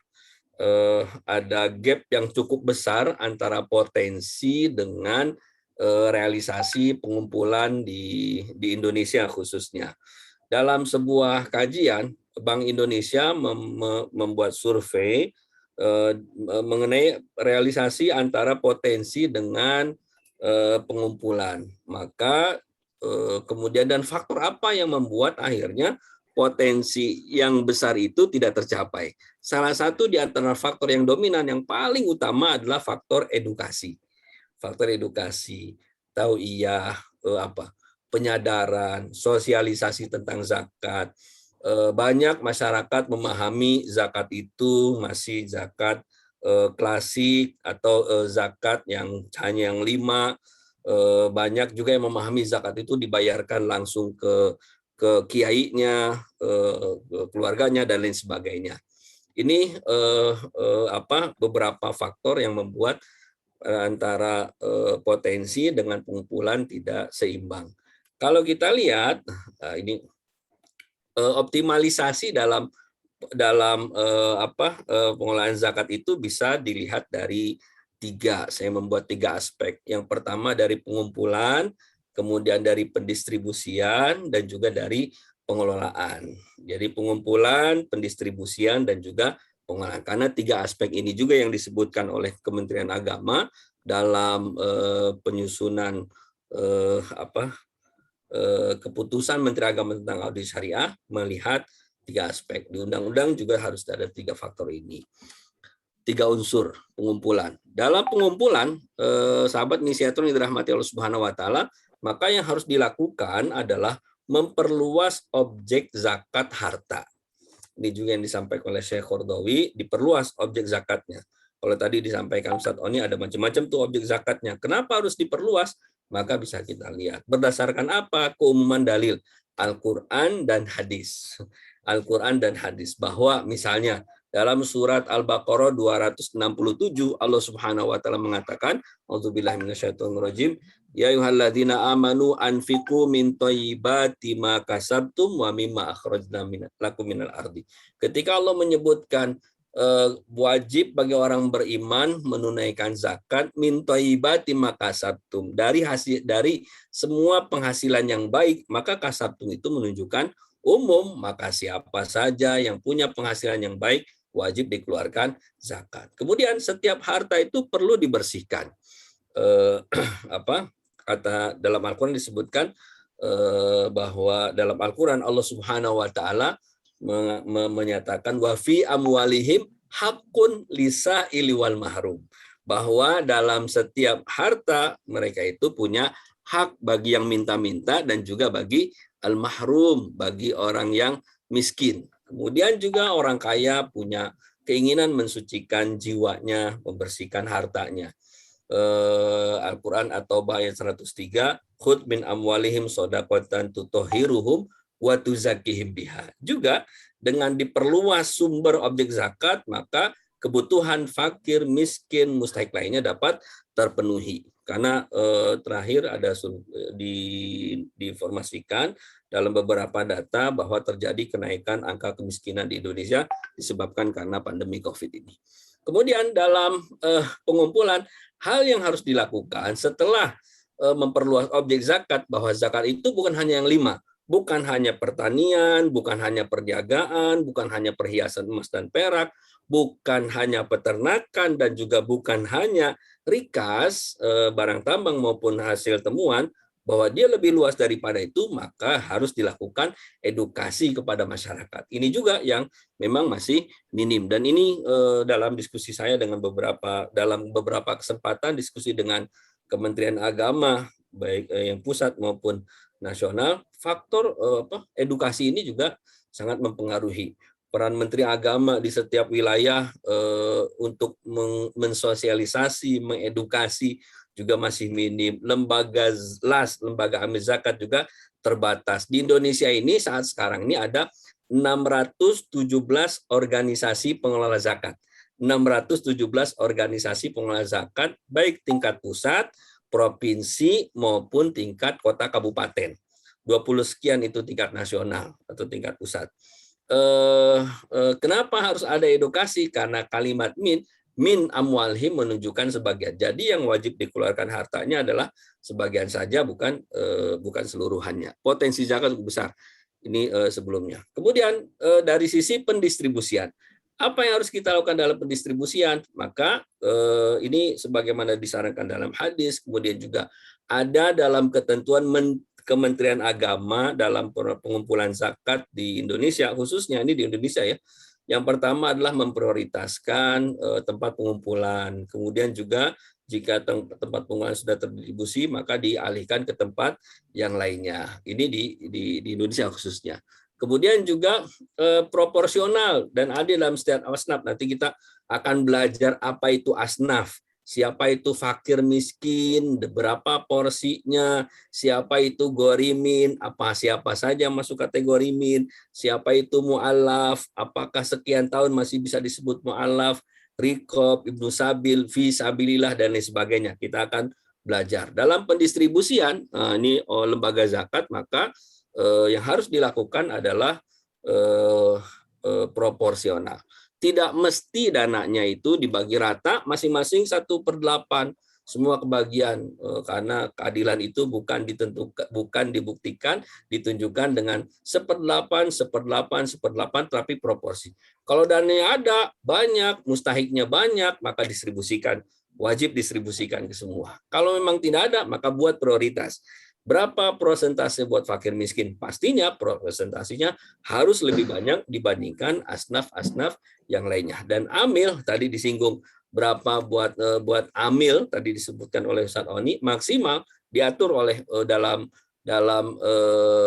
keputusan KMA, keputusan Menteri Agama tentang audit syariah nomor 733 tahun 2020 menunjukkan maksimal 12,5%. Walaupun secara syariah tidak ditunjukkan harus maksimal sekian, tapi ke peraturan Menteri Agama atau peraturan dalam hukum positif di kita mengatur hal tersebut. Kemudian dalam distribusi juga yang paling penting lagi harus memastikan tepat sasarannya. Apakah dia masuk kategori mustahik atau tidak. Jadi kalau teman-teman atau sahabat inisiator mengumpulkan zakat di negaranya masing-masing dan ketika distribusi atau distribusi dititipkan ke HI, maka memastikan bahwa penerima manfaat adalah mustahik. Sehingga penting buat kita mengetahui siapa saja yang masuk kategori mustahik. Nah, di sini kita akan belajar lebih banyak siapa itu mustahik. Kemudian juga karena dananya terbatas, maka kita seleksi berdasarkan sisi prioritas. Karena nggak mungkin bagi semua, dananya terbatas. Kalau mau bagi semuanya, kumpulin dana sebanyak-banyaknya, kita akan bagi kepada semuanya. Ini jadi tanggung jawab kita semua untuk mengedukasi. Jadi setelah sahabat inisiator mengetahui tentang atau selesai di kelas zakat ini, maka hal yang harus dilakukan adalah melakukan edukasi kepada yang lainnya. Gitu. Sebagaimana saran dari Rasulullah SAW, falyuballighu syahidul ghaibah. Yang hadir menyampaikan kepada yang tidak hadir. Gitu. Nah, kemudian dari sisi pengelolaan, maka ada 3 hal. Harus profesional. Profesional itu itqon. Harus apa? Compliance. profesional itu. Komplain itu teman-teman sekalian, sahabat Nisa yang dirahmati Allah Subhanahu wa taala, sekarang ini pengelolaan pengumpulan zakat di Indonesia itu harus merujuk bukan hanya sesuai syariah, tapi juga harus sesuai dengan peraturan perundang-undangan yang berlaku di Indonesia, sehingga tetap harus komplain. Bagaimana undang-undang mengaturnya, kemudian keputusan Menteri Agama, kemudian keputusan Basnas, dan lain sebagainya. Karena ada beberapa hal yang jika tidak dilakukan sesuai dengan hal tersebut, maka akan ada sanksi-sanksinya. Kemudian pengolahan good governance juga bisa dilakukan dengan selektif dalam memilih SDA, sumber daya amil, dari mulai melihat kafaahnya, ma'rifatnya, bukan hanya ahli, tapi juga harus dipertimbangkan tentang pemahaman tentang zakat. Dia harus tahu.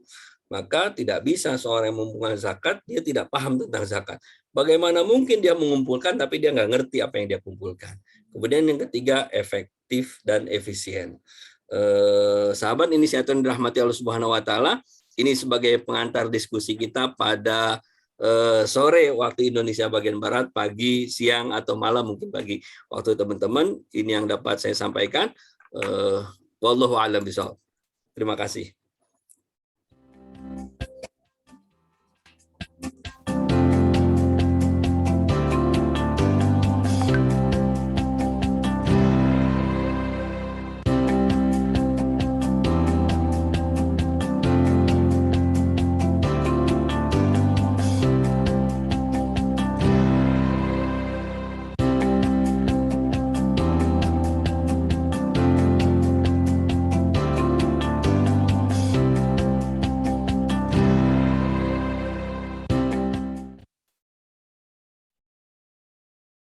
Baik.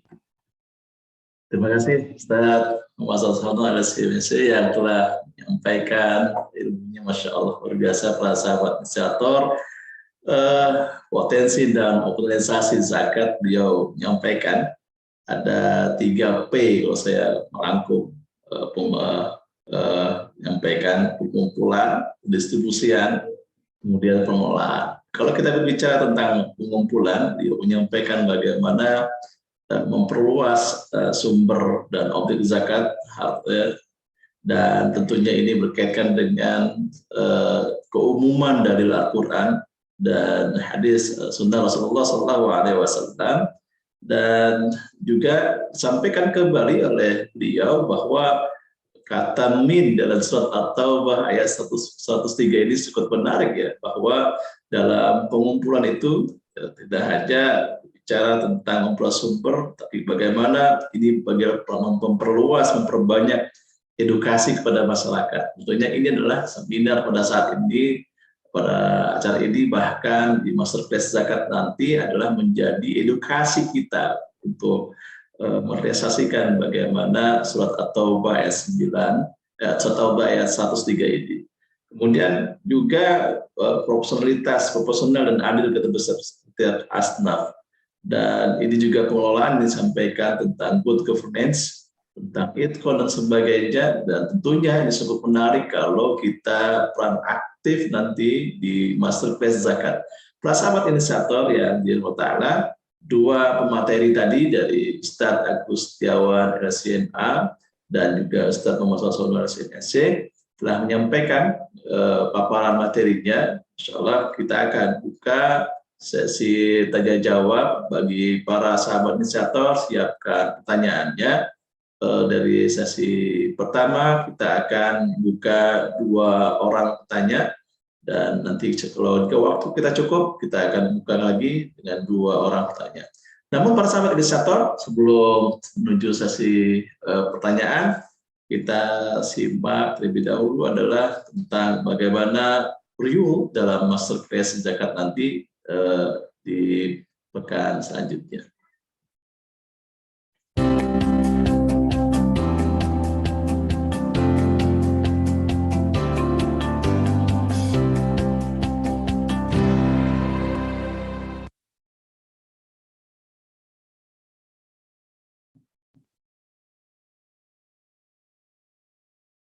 Baik.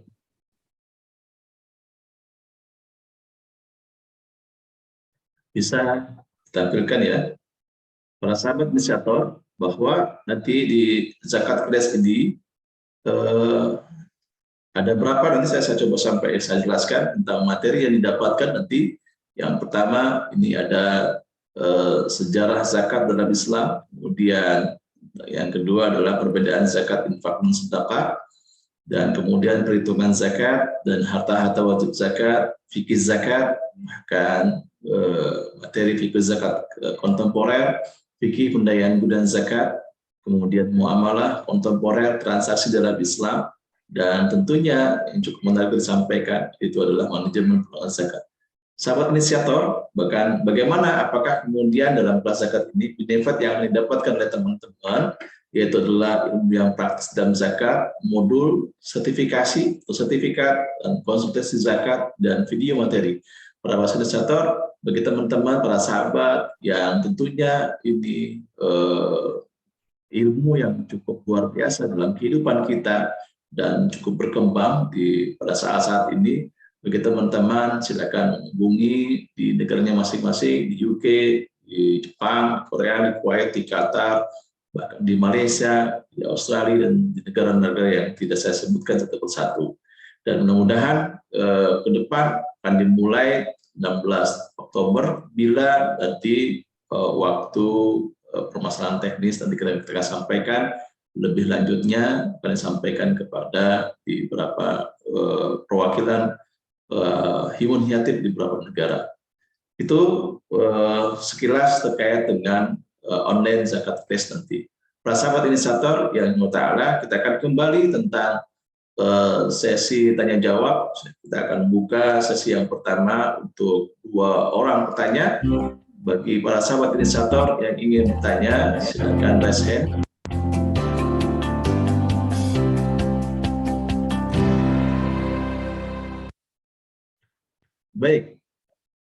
Baik para sahabat inisiator, tampaknya ada sudah raise hand, yaitu kembali dari Bu Devi, ya. Bu Devi, silakan Bu Devi. Ya, terima kasih atas kesempatannya kembali kepada saya. Untuk yang pertama ini saya mau menanyakan kepada Ustadz Agus Setiawan yang tadi memaparkan tentang sejarah zakat di zaman Nabi,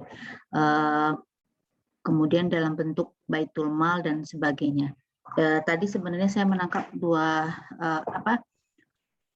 ada hal penting bahwa kalaupun sebelumnya tadi baitul mal itu tidak salah mengadopsi yang dilakukan oleh masyarakat Persia, kalau tidak salah ya Ustaz ya tadi ya Ustaz ya.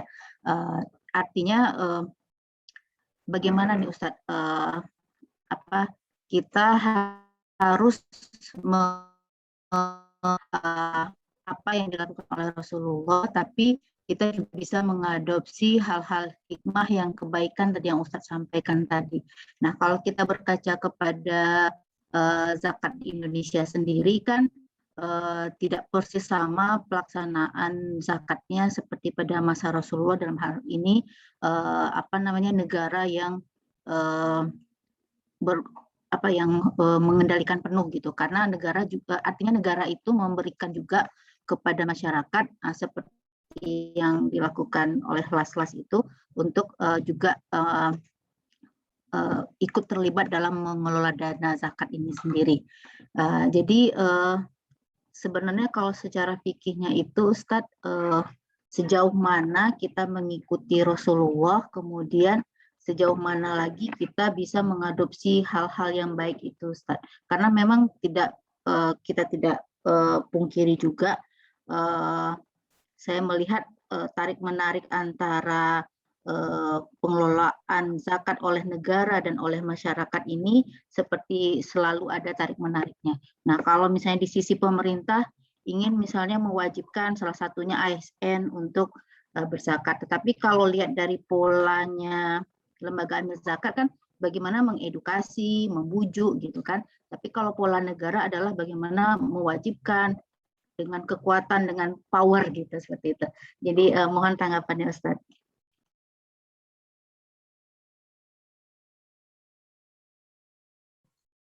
Baik, Terima kasih Bu Devi. Ada lain? Satu orang lagi yang ingin bertanya sebelum dijawab oleh narasumber kita.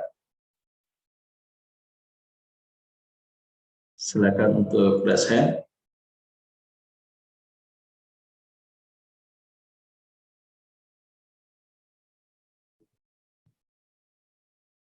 Baik, para sahabat inisiator, bagi yang ingin bertanya dengan dua narasumber kita, yaitu Ustaz Dr. Agus Dewan SMA dan juga Ustaz Masasono Elsin SC, persilakan untuk raise hand.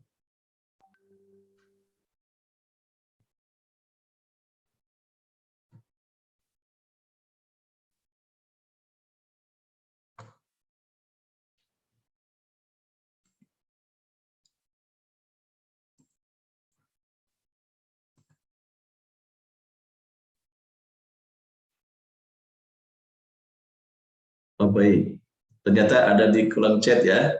Baik, Ustaz Agus dari Ustaz Sarsono bisa jika menjawabnya. Ada pertanyaan dari Pak Cahyu. Assalamualaikum. Ustaz, untuk zakat dari tabungan emas, bagaimana cara pembayaran zakatnya ya? Apakah setiap tahun dihitung ulang dan bukan zakat atau hanya tambahan emas yang baru? Ini berkaitan dengan potensi dan optimalisasi zakat tentunya. Baik, para sahabat inisiator, dua orang bertanya di sesi pertama ini, insya Allah akan dijawab oleh narasumber kita, para guru kita, Bu Bunda, yang pertanyaan pertama dari Bu Devi terkait dengan bahwa sampaikan bahwa Baitul Mal ini mengadopsi dari Persia. Beliau menyanyikan dengan Dr. Agus, kalau kemudian kita kaitkan dengan negara kita tentunya berbeda, ya tidak sama. Bagaimana kita atau bagaimana sejauh kita mengikuti apa yang dilakukan zakat di zaman Rasulullah SAW dan juga mengadopsi sesuatu yang positif di negara kita, di kehidupan kita. Ini pertanyaannya untuk Ustaz Dr. Agus Dewan SMA, dan untuk yang kedua ini dari Pak Cahyu. Ya, mohon Ustaz Muhammad Salsomasi untuk bisa menjawabnya tentang pertanyaan dari Bapak Cahyu. Pada para narasumber, Ustaz Agus dan Ustaz Sono, yang pertama kali Ustaz Agus terlebih dahulu, kemudian dilanjutkan oleh Ustaz Muhammad Sono. Untuk kami, silakan. Baik, bismillahirrahmanirrahim. Alhamdulillah, salatu wassalamu ala rasulillah. Terima kasih Bu Devi atas pertanyaannya. Ya, kalau kita melihat dari apa yang dilakukan oleh Nabi SAW, beliau tentunya merealisasikan bagaimana firman Allah Subhanahu wa Ta'ala. Dalam surat dalam Quran, Allah Subhanahu wa Ta'ala menyatakan, a'udzubillahi minasyaitonirrajim, khudh min amwalihim shadaqatan. Di sini makna khud itu bukan cuma sekedar ambil, tapi edukasi dan lain sebagainya. Dan kalau kita lihat dalam sejarah zakat di masa Nabi, Nabi SAW yang mengangkat para sahabat, sehingga dengan demikian dari definisi amil itu adalah pribadi ataupun organisasi yang diakui oleh negara. Ya, itu amil zakat, pribadi atau organisasi yang diakui oleh negara, untuk kemudian melaksanakan fungsinya sebagai amil. Fungsi amil itu adalah dari mulai edukasi, dari mulai sosialisasi, mengumpulkan, memelihara, dan kemudian menyalurkan. Ya. Adapun untuk kemudian teknisnya, maka kalau kita lihat di berbagai negara itu beda-beda. Negara jiran misalkan di Malaysia, ya ini menarik. Untuk di Kuala Lumpur, mereka ada jadi di Kuala Lumpur itu mereka ada dua. Ya. Ada yang memang untuk bagian penghimpunan dan itu dipisah dengan yang bagian penyaluran. Ya. Dan yang menariknya adalah bahwa mereka-mereka ini itu adalah badan swasta dan mereka di-challenge. Ya. Misalkan ditawarkan ini untuk katakanlah direktur zakat Kuala Lumpur, siapa yang mau jadi direkturnya? Misalkan saya mengajukan Bu Devi mengajukan. Maka kemudian dalam fit and proper test ditanya, ya, sanggup kira-kira mencapai target berapa penghimpunan? Dan itu karena mereka swasta, maka kafalah dan gaji mereka itu persentase dari penghimpunan. Ini menarik, ini beda. Ya. Nah, untuk kemudian penyaluran itu beda lagi organisasinya, instansinya beda. Ya. Nah, kalau di Kuwait, kemudian di Qatar, maka lembaga zakat itu punya pemerintah keseluruhan. Sehingga pegawai yang ada, itu mereka gajinya dari pemerintah. Sehingga tidak banyak tersedot untuk amil. Karena kenapa? Gaji mereka itu udah digaji oleh pemerintah, kayak pegawai negeri. Nah, Indonesia agak sulit untuk pola seperti itu. Kalau seluruh zakat itu harus satu pintu oleh pemerintah, berapa banyak nantinya harus digaji untuk sebagai pegawai negeri. Yang kedua masalahnya adalah masalah trust, masalah kepercayaan masyarakat. Kalau kita bicara bahwa lembaga-lembaga amil zakat itu lebih dulu dengan kreasinya, coba sebelum adanya lembaga-lembaga amil zakat ini, pengelolaan zakat di Indonesia itu relatif slowly, ya. Tapi ketika kemudian ada lembaga-lembaga amil zakat dengan berbagai macam proyeknya, dengan ini menjadi semarak. Ya, jadi itu yang kemudian lebih dilihat tepat, ada kombinasi, ada Basnas dan ada juga lembaga amil zakat. Ya. Karena tadi berkaitan dengan faktor bagaimana kafalah, berkaitan dengan faktor trust, ya, dan yang lain sebagainya. Jadi kembali bahwa nanti kalau kita bicara di Sudan itu beda lagi prakteknya. Jadi ini justru menjadi khazanah. Saya kira nggak masuk dalam kurikulum world class zakat ini, tapi sekedar inian bahwa itu merupakan khazanah. Begitu juga dengan konsep Baitul Mal. Ya. Memang ini ide asalnya adalah dari Persia, tapi tidak ada yang bertentangan dengan agama, dan juga idenya adalah bagaimana harta yang terkumpul. Zaman dulu harta itu lebih banyak kepada makanan pokok dan lain sebagainya.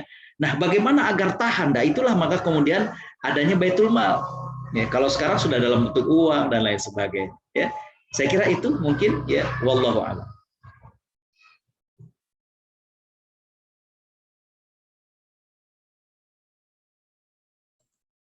Baik, lanjut Ustaz. Ya. Pertanyaannya disampaikan oleh Mas Cahyo ya, ini nanti rinciannya akan dibahas pada sesi kelas zakat. Nah, jadi ini memang pancingan aja sih sebenarnya, udah mulai panas sebelumnya. Untuk zakat emas maka ada syarat dan ketentuan yang berlaku. Syarat dan ketentuannya adalah pertama nisab. Nisab itu standar minimal harta wajib zakat.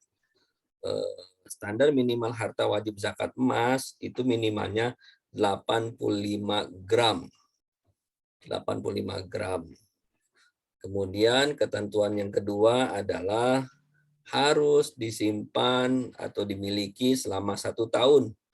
Jadi jika dimiliki kurang dari 1 tahun, maka tidak wajib ditunaikan zakatnya. Kemudian kadarnya atau tarifnya adalah 2,5%.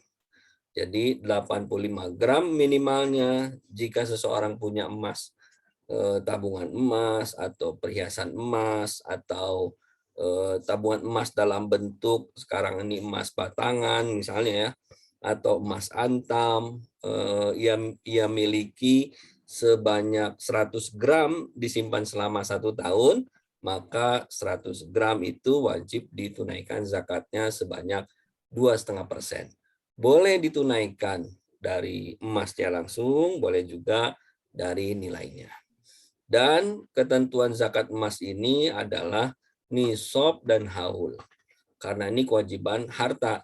Selagi mencapai nisab, ketentuannya selagi mencapai nisab dan juga sampai haul, maka zakat itu tetap wajib ditunaikan. Itu mungkin dari saya, wallahu a'lam. Baik, terima kasih Ustaz Dr. Agus Setiawan SMA, Ustaz Muhammad Sasono Alasin SC. yang telah memaparkan penjelasan untuk dua pertanyaan dari kita, yaitu adalah Bu Devi dan Pak Cahyo. Semoga ini bisa membawakan pencerahan dan bisa mengikuti nanti di masterclass dengan rincian-rincian yang sangat luar biasa.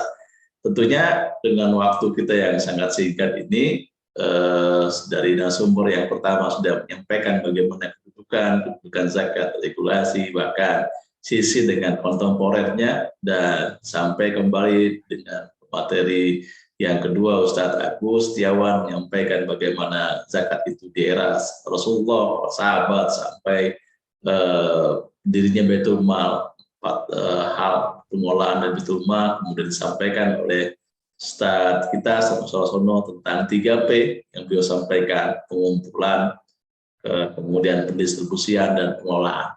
Nah, para sahabat inisiator Ta'ala, untuk kita lebih nanti ingin memuaskan khazanah kita terkait dengan zakat ini, lupa kita ikuti nanti di masterclass zakat yang diinisiasi oleh Inisiatif yang tentunya sudah berada di perwakilan-perwakilan cabang di beberapa negara. Kepada Ustadz Agus dan Ustadz Sono, terima kasih atas ilmunya, penjelasannya. Jazakumullah khairan hasanah jazak. Para sahabat inisiator, sebelum ditutup, tentunya saya sebagai moderator yang memandu acara ini mengucapkan jazakumullah khairan hasanah jazak, dan tentunya apabila menemukan kata-kata saya yang tidak berkenan, mohon dibuka pintu maaf yang seluas-luasnya. Saya kembalikan kali ke MC kepada Kang Gusti. Assalamualaikum warahmatullahi wabarakatuh.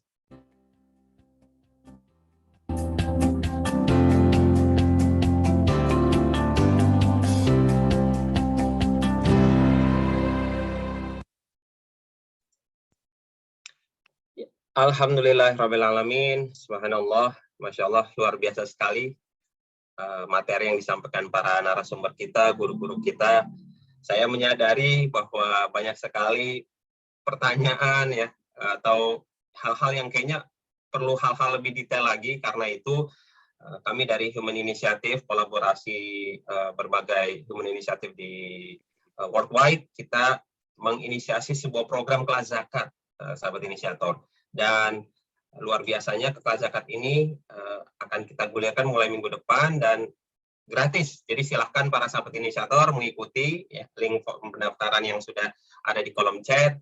Ada, insya Allah ada 4 kali pertemuan dan materinya sangat luar biasa, detail-detail, dan mudah-mudahan dengan para sahabat inisiator mengikuti acara tersebut, para sahabat inisiator paling tidak punya pemahaman tersendiri yang menyeluruh terkait salah satu kewajiban dalam rukun Islam ketiga. Karena itu, mari para sahabat inisiator berpartisipasi dalam kelas zakat tersebut, zakat kelas. Ya. Baik, saya sudahlah masuk pada penghujung acara. Ya. Kami dari panitia mengucapkan terima kasih kepada seluruh peserta ya, yang telah hadir di acara zakat talk kali ini. Kami ucapkan juga terima kasih kepada para narasumber ya, Dr. Agus Setiawan, Dr. Oni Sahroni, dan Muhammad Suarsono LCMSC. Para guru-guru ini luar biasa, jazakumullah khairan katsiran. Semoga Allah membalas segala atas ilmu yang telah ustadz-ustadz guru-guru kita sampaikan. Dan kepada para seluruh mitra Human Initiative, para tamu undangan di berbagai negara, saya ucapkan terima kasih atas kesediaannya terus berkolaborasi dengan Human Initiative worldwide ya.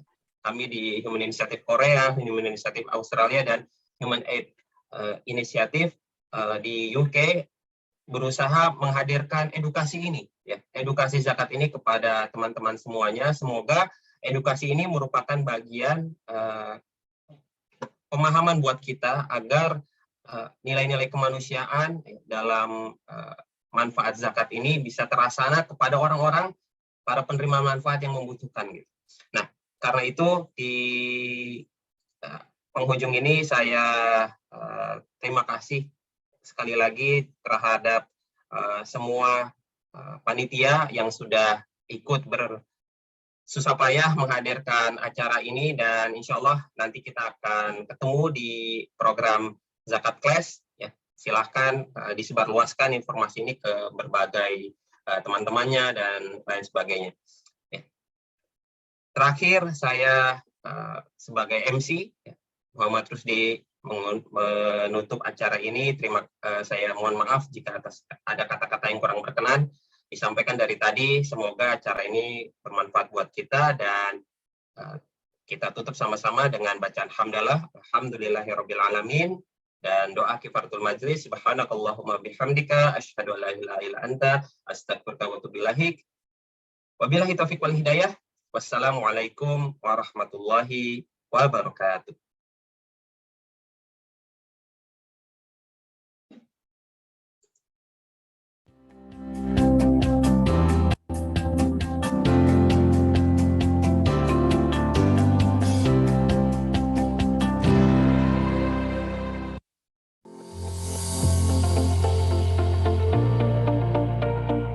Pesantren kami memiliki program kemandirian pesantren, juga menerima para santri yang yatim dan duafa.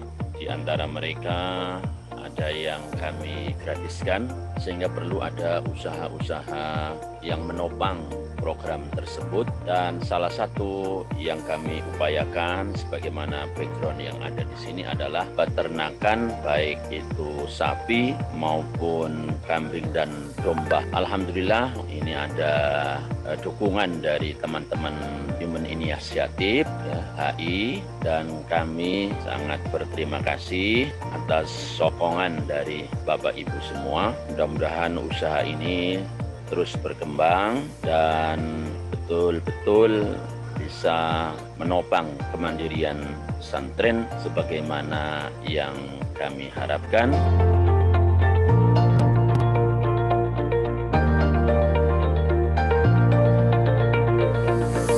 Kami mengucapkan terima kasih yang sebesar-besarnya kepada Human Initiative beserta seluruh donatur atas bantuan kandang beserta perlengkapannya, pelatihannya, dan termasuk juga hewan-hewan ternaknya.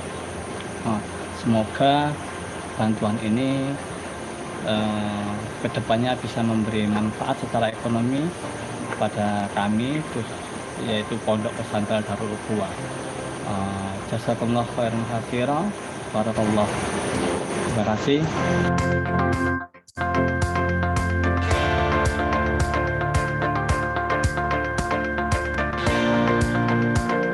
Terima kasih Human Initiative Korea.